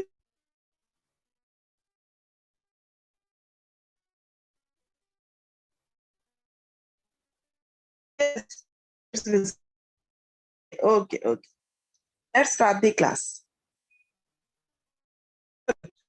See, last class, we have discussed something about training and so we are understanding problem to their employer. Now, training is highly essential for every organization and for every employer. So, what I told you in the training, the concept of training and the definition of training. So, what is training? The training is the process of increasing the knowledge, skill, and ability or attitude of an employee for doing a particular job. So,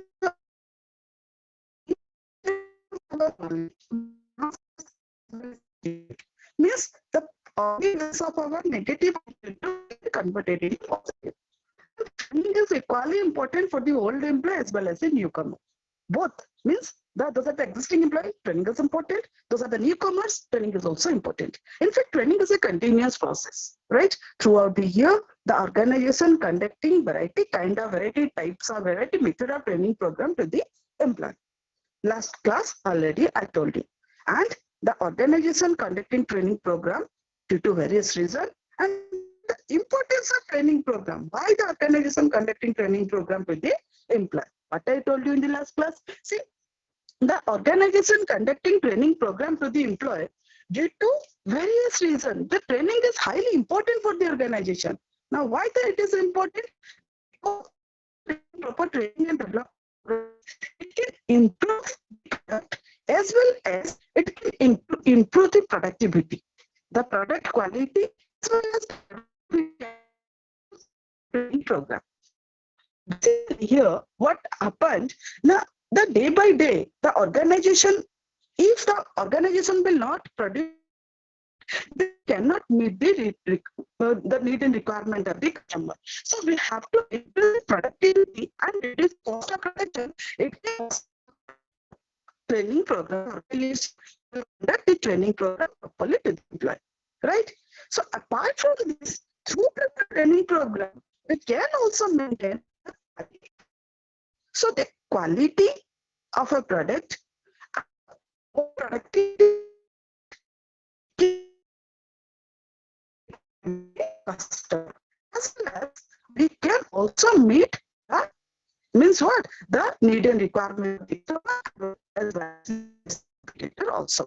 So due to the reason why the training is important, the training is important due to the greater productivity and the product quality. Through a training and development program, training program, it is also. So day by day, customers' needs and requirements are so very high. Means day by day, customers are very quality conscious. So how we will meet the customers' needs and requirement? Already I told you, through quality product and through continuous improvement of the product. We can make customer and satisfy more also. So we can satisfy the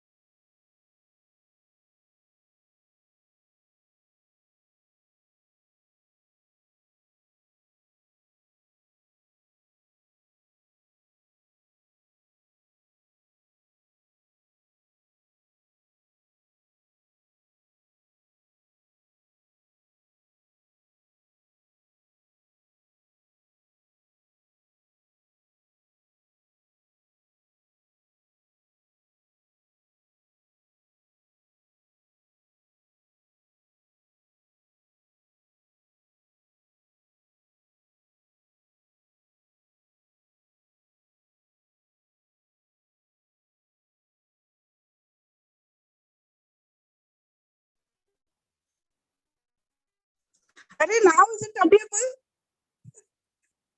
Now, due to some technical problem, voice may be voice breaking, and the slide may not be visible due to some technical problem. Now, am I audible to you, my dear students? Subha jauchi ki? Now. Are hello? Yes, na? Due to some technical problem, due to some technical problem, the voice and the slide both are not audible and visible. But now it is audible. Okay. Thank you. Wait a moment.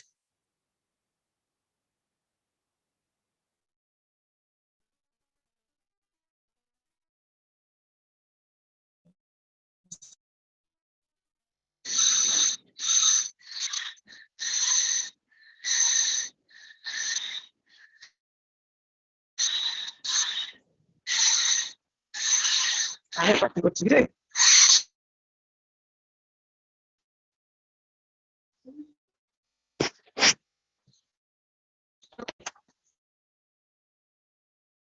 Visible to you?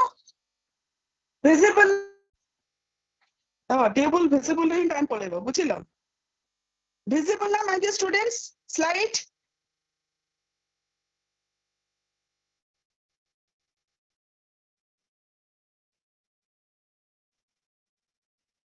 Yes or no କହିବେ? No. Now? ଦେଖାଯାଉ। Tell me. Yes na? Yes. So chalo. So what? So through proper training we can meet the satisfaction requirement and we will also satisfy the customer. Okay. The employee. How? Training and development program we can also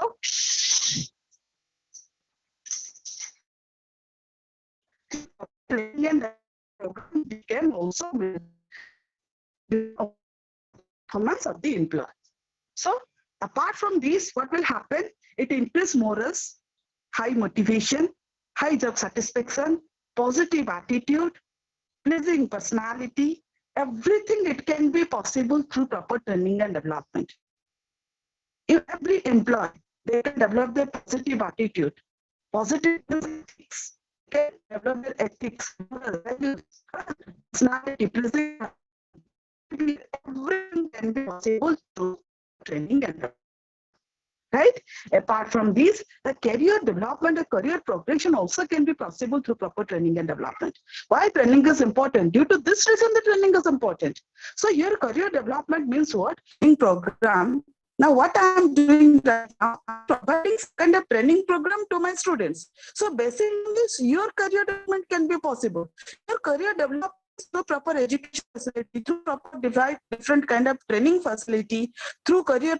So basically the career development and the career succession can be possible. Is they can develop their, it means what? They can develop their new skills, new idea, innovation. Everything can be possible to, right? Employee and safety.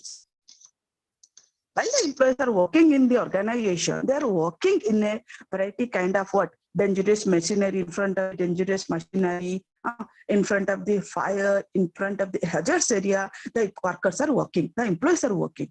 So if organization will conduct program to the employee, then we can reduce that and we can provide more to the employee.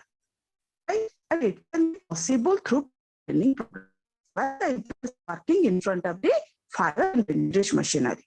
So they are involved, right? And also we can maintain the proper healthy environment at the organization. It can be possible through proper training and development. So in short, the essential of training towards the organization and the employee.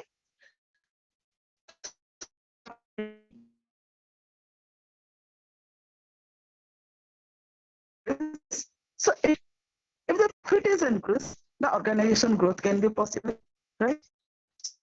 For training, activities, we improve the quality of the product so that customer satisfaction can be possible. Already I told you. We can fulfill the needs and requirement of the customer. We can satisfy the customer. We can attract the customer. We can retain the customer. Everything can be possible through proper training program. We can also maintain a healthy organizational climate. Means a healthy organizational climate, it relates to we are maintaining healthy relations. We are not doing any kind of conflict, any kind of violence, any kind of misunderstanding. It should not be there in the organization. We are maintaining a healthy atmosphere. It can be possible we are maintaining climate through development. Apart from this, we are maintaining health and safety related to employee and worker. Means the reduction of the accident, reduce of the, so many means what? any kind of problems, difficulties can be reduced, and the healthy atmosphere we can adapt. Apart from this, the growth, development, it can be possible. So these are the most important criteria and factor. That's why the organization providing training program to the employee.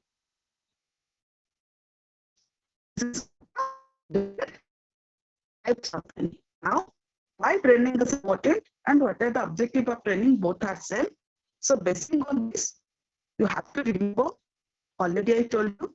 Now we'll discuss something about the different types of training. As the variety types of training, it is there in the organization, conducted by the organization to the employee. Now, what are the variety kind of training program? It related to, one is induction or orientation training program. Now, induction or orientation training program, already I told you at the time of placement. After selection, organization placing the employee, and after placement, the organization conducting the induction and orientation program. Now, what is induction orientation program? Already I told you. What do you mean by this? Induction orientation program means it is the welcome program for the new employee, right? And doing by the organization. The new employee will not face any kind of stress, any kind of fear, any kind of tension, any kind of anxiety towards the organization. And the employee can feel free to work in an organization. Again, it is a warm interaction between the existing employee as well as the newcomers. In this induction orientation program, the organization basically introducing the rules, regulations, policy, procedure, and towards the employee. That is the induction and orientation program conducted by the every organization to their newcomers, right? So that is one.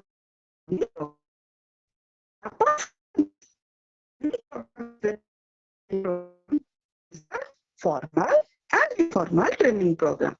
Now, what do you mean by formal training program? Say, formal training program is related to the organization doing to the employee. It related to the carefully planned, it is properly arranged and conducted under a expert or supervision or guidance. See, what do you mean by this? Formal means as per the rules and regulation of the organization. Now, who will conduct this training program? Obviously, the expert, under the guidance of the expert, or the supervisor will conduct the training program with the subordinate. True, it is a basically planned program. This is not unplanned program. It is properly planned, arranged. Who will conduct the training program? Who is the trainer? Who is the trainee? How much time? How much resource? How much everything? That is the step-by-step training program conducted by the organization towards their employees. That is a formal training program. Now, what do you mean by now? What we are doing right now? So, different teachers and the students are the different teachers in a different time period is there, and we are providing, means you are learning something and we are providing some knowledge to the students, and it is a purely formal way. It's not the informal training program what we are doing right now.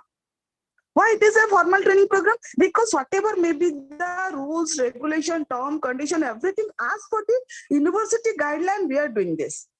We are conducting the training program.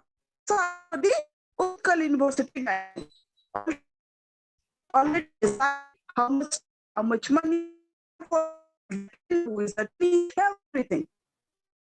Training program means what? Informal training program, it is a training program that is unplanned training program. Means what? It is not there in a planned way. Suppose some urgency, some importance, some emergency is there. Now it is not decided by the organization earlier. Now the employer should provide training program immediately. The immediate training program, action taken by the employer towards the employee related to training program, it is not planned, it is sudden training program, it is unplanned training program, that is a informal. As per the situation, as per the requirement, as per the basically present situation and environment, somehow it is training program, right? That is formal as informal. Now, short-term training and long-term training means what? See, short-term training and long-term training, It is the basically difference between the duration only. The short-term training program is what? It is the short duration of the long-term training program is what? It is the long duration of time.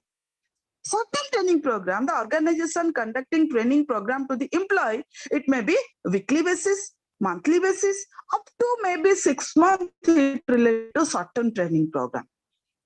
Right? Now, long-term training program is what? It is more than 6 months, 1 year, 2 years.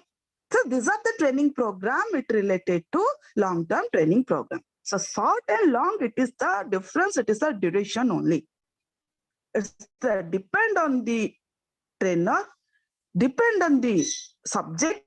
Basing on this, the trainer will provide the training program to the trainee. Right? So you see, here 2 persons involved here in the training program. One is the trainer, another is the trainee, and the situation is the training. Right? Trainer is a superior, trainee is the subordinate. Now I am the trainer, you are the trainee, and the situation what we are providing, the way of converting the means we are doing the program, that is a training program. So every type and method, basically 2 persons are involved here. One is the trainer, another is the trainee. Right? Then after post-training, now what is the pre-entry? The pre-entry training program is related to before join the service, before start to work, right? After selection, but before join work, the organization will conduct the training program to the employee. What is the project? Where you will work? What is your department? Who is the superior? How you will follow the rules regulation? That somehow the training program is related to, that is what the training program. Before start the work, before join the service. The post-entry training program means what? Just opposite means what? The post-entry training program, it is the employee after join the service. Right? So post-entry training program after join the service of the employee, it is called the post-entry training program, or we can say the service training program. So here the training, the basically after join the service, the trainee can enhance their knowledge and performance also can be increased, so that the employee can work properly in the department and handle the work properly. That's why post-entry training program can be possible. Pre and post, before join the service and after join the service. Right? Then centralized and departmental training program means what? So departmental training program means it related to the within the department. See, in every organization having variety kind of departments are there. The departments like HR, marketing, finance, production, IT, R&D department. This is a major department of the organization. Now, if the HR department will conduct training program to the HR, that is the department-wise departmental training program. Marketing department conduct training program to the marketing people, that is the departmental training program. Exclusive individual department can conduct the training program with the department, that is the departmental training program. Now, centralized means what? Centralized training program means it is a training program while we will combine all those departments and we will conduct the training program in a particular area, in a big individual area. All the department, all the people, they will all the training will combine in a one area, and the organization will conduct the training program, that is a centralized training program. Suppose organization want to do something, means aware something towards the training related to, suppose the organization want to conduct the training program related to COVID.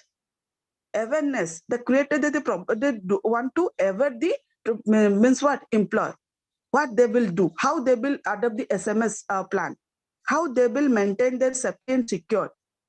So through one trainer must be there, and every person, every employee, they will there in a one place, and they will conduct training programs for all the employees they will ever about the COVID-19 and the corona, how they will take the prevention, how they will take the precaution.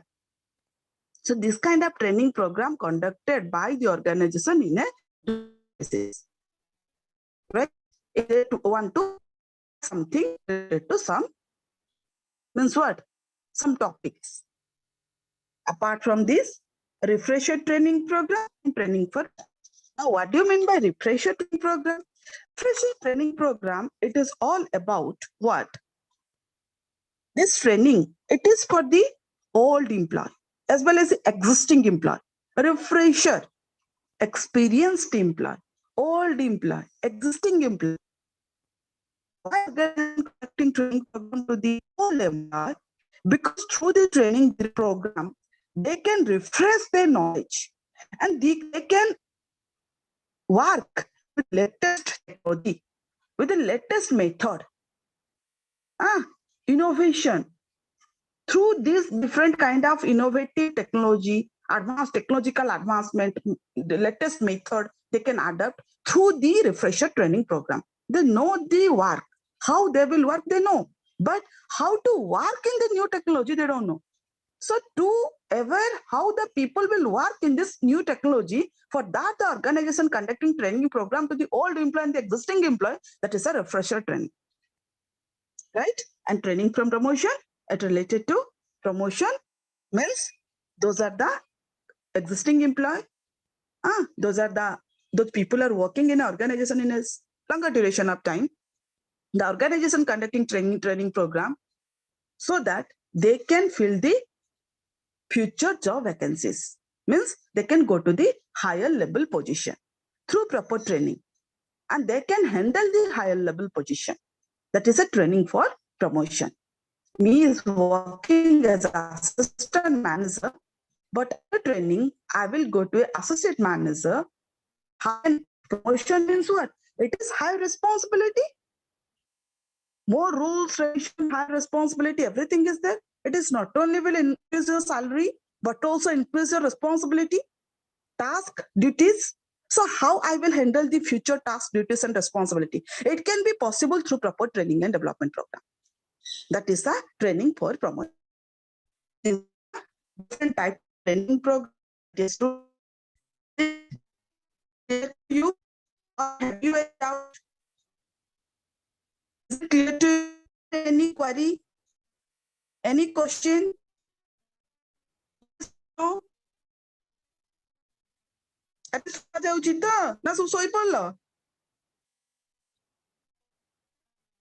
Any doubt related to type of training, importance of training, concept of training, objectives of training? Any doubt? Yes. Refresher training. See, my dear students, refresher training program, no doubt. Okay. Refresher training program means the existing employee. Suppose me is an existing employee, old employee. I'm working in an organization as an assistant manager. Okay? Now, me is acquainted with how to operate. I know very much related to the typewriter, how I will do, how I will work the typewriter, everything I know properly.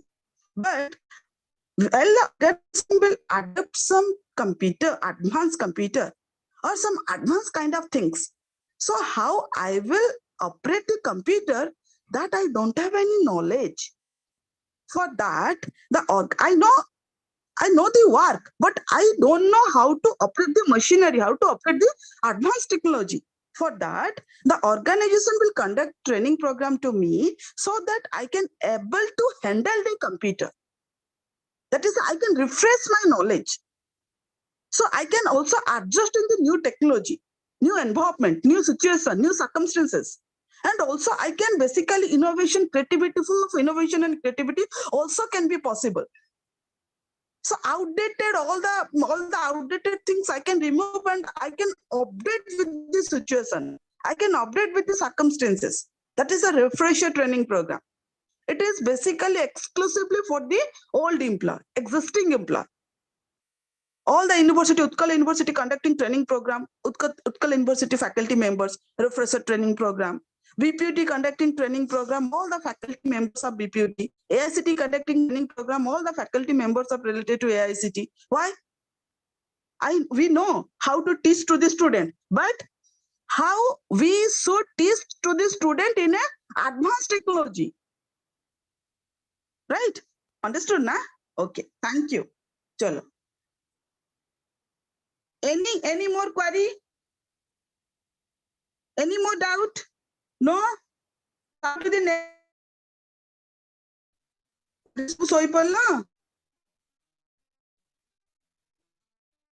Yes or no?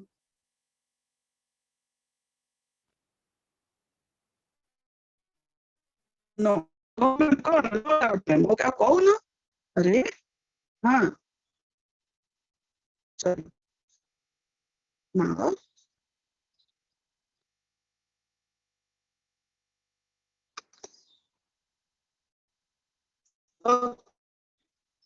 And we will discuss the method of training program.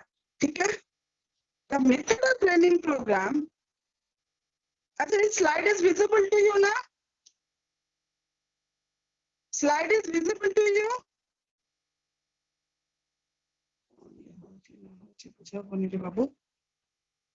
Yes or no?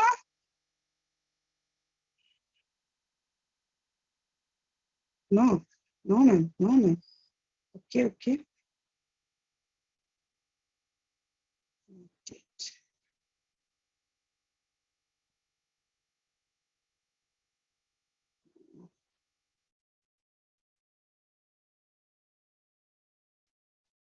So, method of training program. Method of training program, basically, it is a training program. Teacher method. Okay? On this method of training program, my students, on this training, it related to the place of work training. Of this training program, it related to away from the place. So on this training program, it is a method. The superior conducting training program to the subordinate. That is on the job training. It is away from the place of work. Means what? Different trainer, different training, different training. Not only for the organizational level, but also we can conduct the training program variety kind of area. Trainer, it is of the job training program. Clear? Now on the job training, what I told you, on the job place of work, the training related to superior and subordinate. The superior conducting training program to the subordinate related to job rotation training, coaching, JIT, job instruction training, mentoring, intensive training. These are the different types of training, methods of training. All those methods on the job, the superior is a trainer, subordinate is a trainee, the situation is a training. Okay? Now, first is the job instruction training program. First method is the on-the-job method. Is the job instruction training program. The superior conducting training program to the subordinate, adopting different steps. What are the steps? The step 1 is the preparation. Note it down. Step 2 is the presentation. Step 3 is the performance. Step 4 is the follow. Under the job instruction training program, JIT. Okay. Now, means what? First step. It is a preparation. The superior will conduct the training program to the subordinate, and the subordinate will learn so many things related to the training program. That is a preparation stage. Superior will prepare towards the subordinate. Right? Means what? What you learn, the subordinate of subordinate training program, it's trying to presentation. Means you have to give your presentation in front of the superior so that the superior can assist with what performance. I finished my work. Whether you listen properly, you understand properly, you basically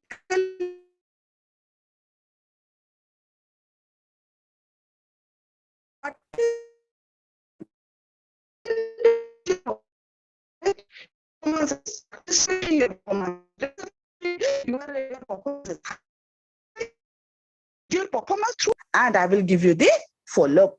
What? If your performance is excellent, then it is further training, it is not required. If your performance is poor, then we have to conduct more training. If your performance is equivalent, past and present, step the organization will take. So that is the job instruction training program. Here it is a follow. This is the superior and subordinate. Now, second one is the coaching. Coaching means, coaching is a kind of daily-based training program. Daily-based training program. What you will do, suppose what the superior will do, what is your daily task, duties and responsibility, superior training is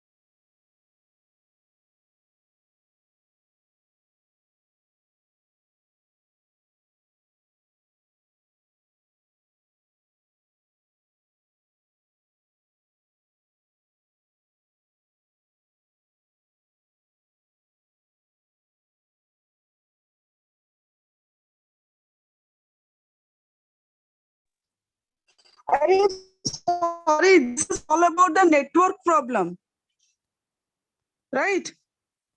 I don't have any control related to network.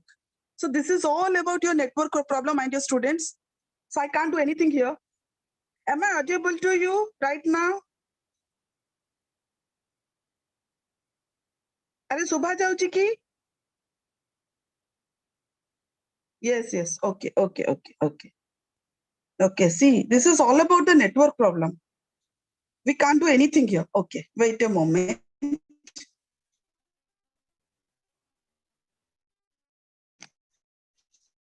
Now, that is a coaching. So what do you mean by coaching?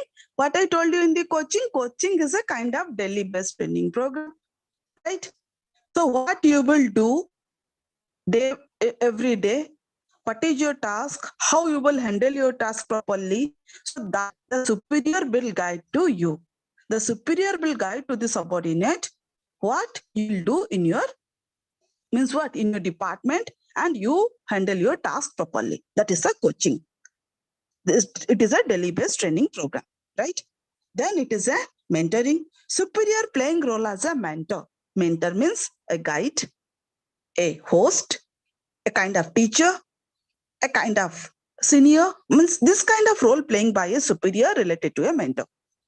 Through playing role as a mentor, the superior guiding, helping, supporting to the subordinate. Basing on this, the subordinate, if any kind of facing any kind of problem, any kind of hurdles, any kind of situations. So now I'm here to guide you. Don't worry about that. I'm here to help you. I'm here to support you. So that kind of attitude developed by superior towards the subordinate. So basing on this, they are also the subordinate also feel very happy at the workplace, right? That is called a mentoring. Then it is the job rotation. Now, what do you mean by job rotation? Job rotation means rotatedly the person move one. It may be the intra-departmental job rotation or it may be the inter-department job rotation. Means what? Me as a person, I'm working in a HR department. Working as a HR department, my work is recruitment and selection. This month, I'm working as a recruiter. Coming month, I will move to recruitment department to HR department, recruitment department to training department. Then after coming month, I will move training department to performance appraisal department. Then after, I will move performance appraisal department to employee grievance department. So the person will move one intra-department within the department, move one department to other department. Why? Inter-department means what? Job rotation, HR to marketing, market to finance, finance to production, kind of things. So why this kind of method? Why this kind of training conducted by the organization to the employee? Because basing on this job rotation training kind of things, the employee can develop a versatile knowledge. Means you can develop variety kind of knowledge, variety kind of skills, ability. You are more competent. You can be more committed. You can be more efficient. You can handle any kind of task. You can face any kind of challenges. You can be innovative, creativity. Everything can be developed within the individuals, right? That's why the job rotation training conducted the organization to the employee. Clear? This is the on-the-job training. And internship training. Internship training program, it is one kind of training program. It is on the basis of your theoretical knowledge. You can also learn the practical things. Means you not only will learn the theory, but also you can learn the practical. Means you can move to the market, the field. Basing on this, you can gain more practical things at the time of while you are working in a particular area. That is the intensive training program. For example, many educational institutions conducting training program to the students, providing SIP intensive program, so that the student they can learn the theoretical knowledge at the classroom and practical knowledge at the different organization at the time of project report. Theoretical knowledge you can learn in your classroom and practical knowledge you can learn at the time you will do the internship at the time of project report. So simultaneously you can learn practical, theoretical as well as the practical. That is the intensive and intensive training. Apprenticeship training program on while learn. So what this kind of training program again learn theory as well as the practical kind of apprenticeship intensive training program. Apprenticeship and internship training is kind of similar kind of training program. That is on the job training. Yes. This is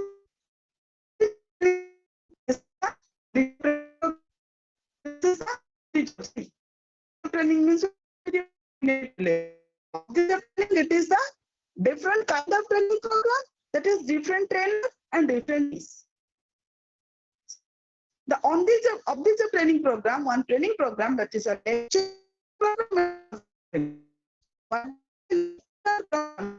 program. This is a lecture conference training program. See, lecturer training program means here what I am doing right now. I am lecturer training program means here the one person, the individual expert will provide particular subject knowledge, means provide the means what related to a particular subject.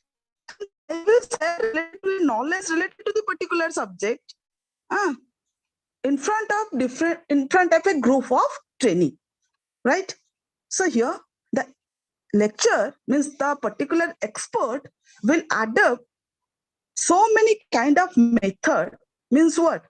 It may be the slide method, through slide or through charts, through handouts or through visual or through audio. What I am adapting right now here, I am adapting the slide method, audio and visual method. You can see and you can listen also. Audio visual method. Like the method is lecturer, but through lecturer come discussion method, I am adapting the audio and visual method. So you can listen and you can also see through this slide. So through this kind of training program, you can learn so many things related to a particular subject. That is the lecturer come discussion method. Right? Apart from this, what? Apart from this lecturer come discussion method, then another is the case study method, then the simulation method. Now, what do you mean by case study method? See, this is what the case study method. What do you mean by case study method? See, case study method means a particular topic, means a case related to a particular person, a story, right? A story related to a particular person or related to a particular organization.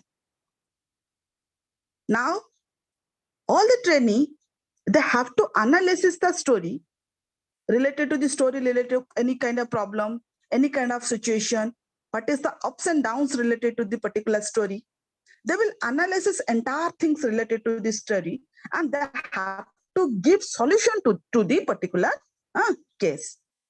So case study method, through the case study method, if you will solve different kind of case related to a person or related to an organization, then you can develop the problem solving skill, analytical skill, presentation skill, variety kind of skill you can develop in yourself. That's why the case study method, it is one method adopted by the organization to enhance the knowledge related to the problem solving, analytical, apart from this presentation. So kind of knowledge and skill you can develop in yourself. That is a case study method. Then after, it is the method. See, it is a kind of method that is purely related to your real life situation. What I told you, objective training method means different trainer, different trainee, different situation, different training. Simulation method means what? It is completely different to the case study method. Case study, it is a one story related to a person or organization. But simulation, it is a real life situation. This is the training program conducted by the organization. Those people are facing the real life situation. It related to the, for example, who is facing the real life situation? For example, you can see this slide here, the driver facing the real life situation, the captain facing the real life situation, the aircraft facing the real life situation, astronauts, doctors, they are facing a real life situation. Now, how they can learn? Basically, all those persons, how they can handle their work properly and they can learn from their mistakes. If I will do some kind of mistake here, I have to rectify in myself so that I will, in the future, I should not do that mistake again. So I have to rectify every mistake through this particular, means what? This kind of training program. So that is what the simulation method. These are the category of people. These are the category of the training program. From this one, the computer-based training program. You can know this computer-based training program. We can provide training program through based on the computer. Trainer is there in one place, trainee is there in the another place, and the organization will provide training program through computer. That is a CBT, computer-based training program. Then after what? The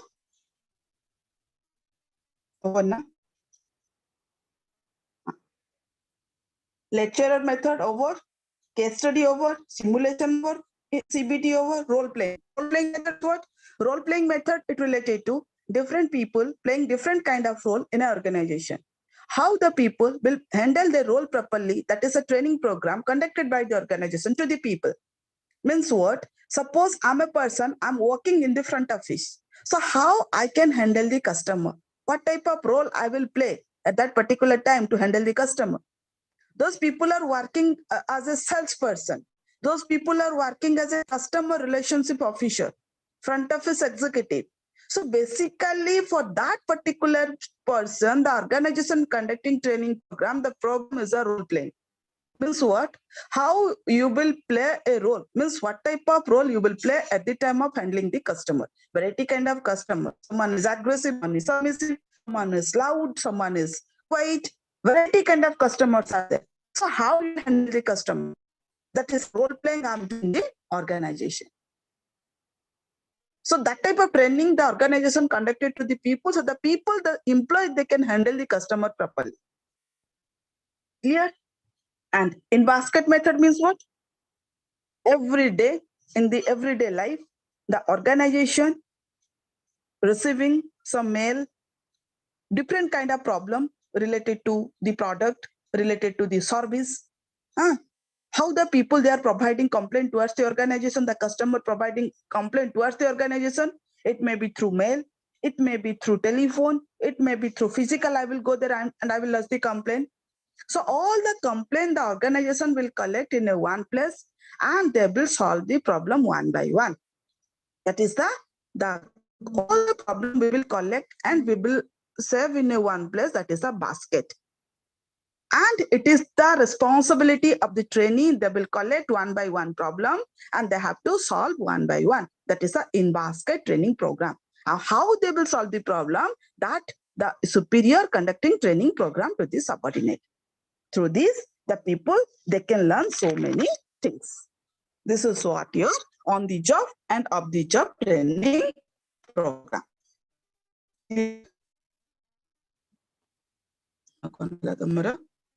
See, training need assessment is under program, training and development program.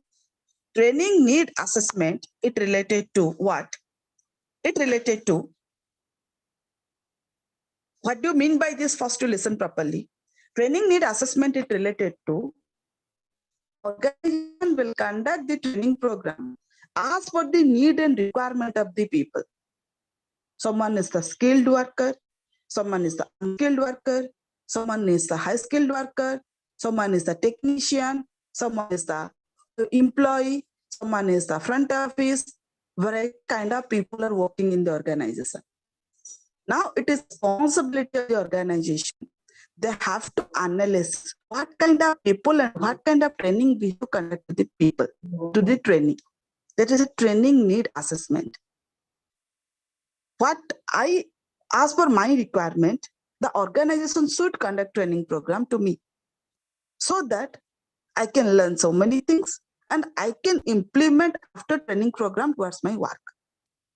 If the organization will not analyze this properly and the organization will conduct training program to me, then what will happen? The training program will go in a different direction and I will go in another direction. I will go in another direction. So ultimately, neither the organization will achieve the objectives nor the employee will achieve the objectives. So to achieve the objectives of the organization as well as the employee, the organization should conduct the need-based training program. That is a training need assessment. Clear?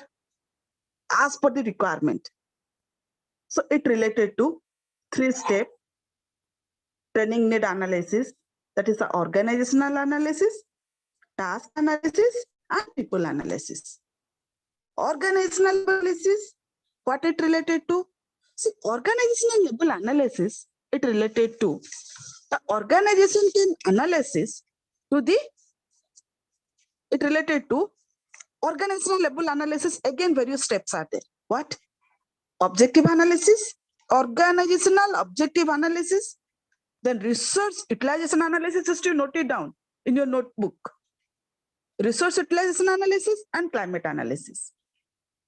The training need analysis, it related to 3 steps: organizational level analysis, task level analysis, people level analysis.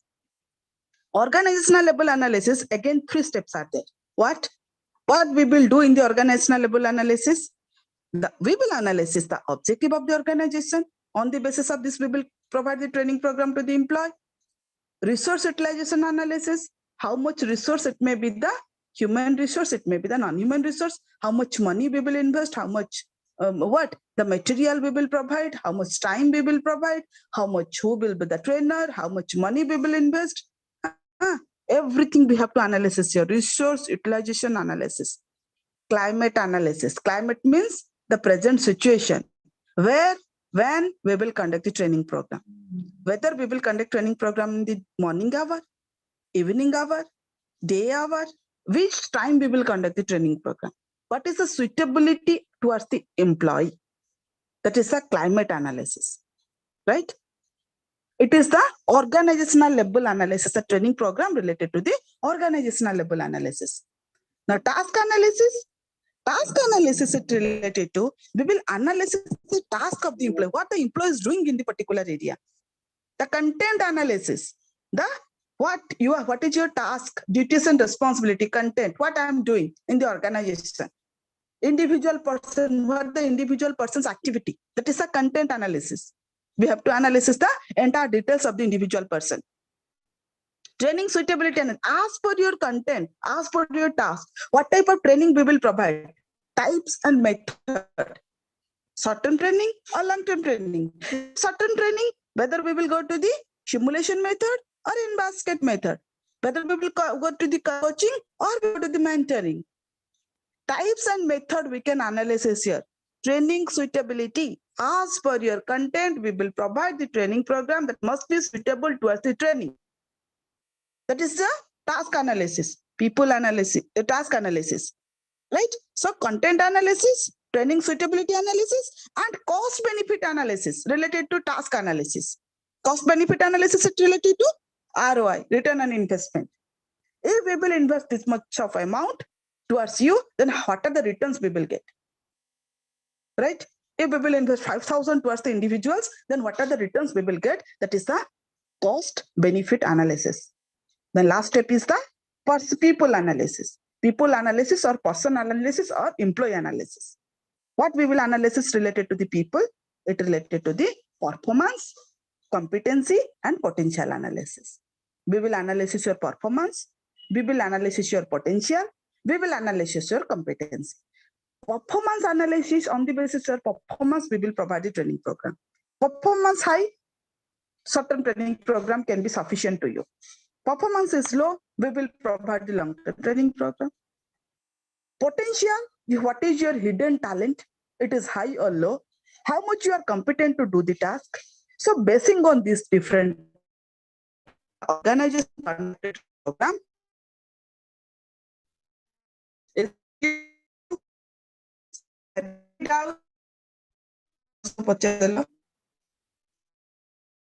okay.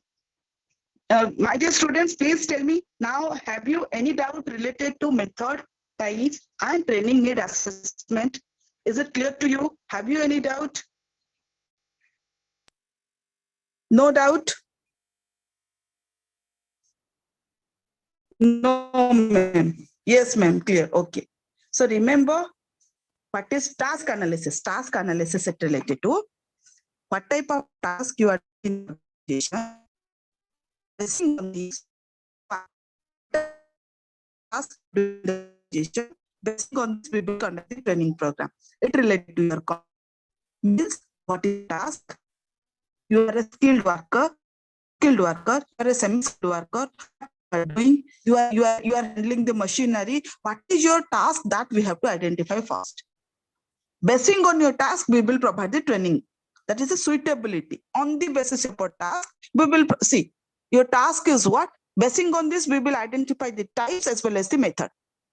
You're basing on your task, we will provide a short-term training or long-term training, pre-entry training, post-entry training, centralized training, departmental training. What type of training we will provide?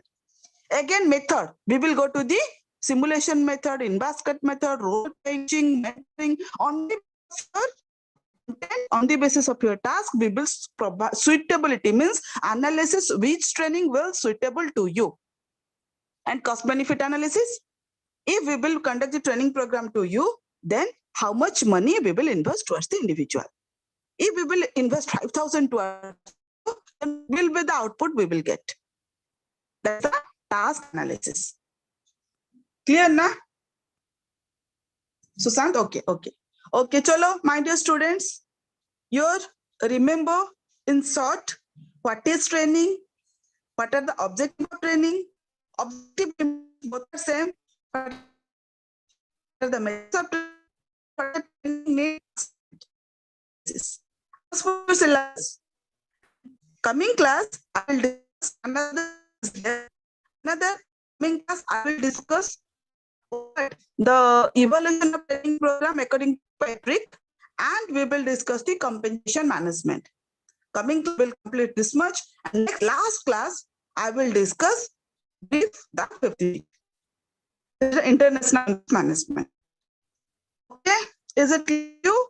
Chalo, thank you so much. No doubt. Okay. Good night to all my dear students. Bye bye. Take care. Thank you.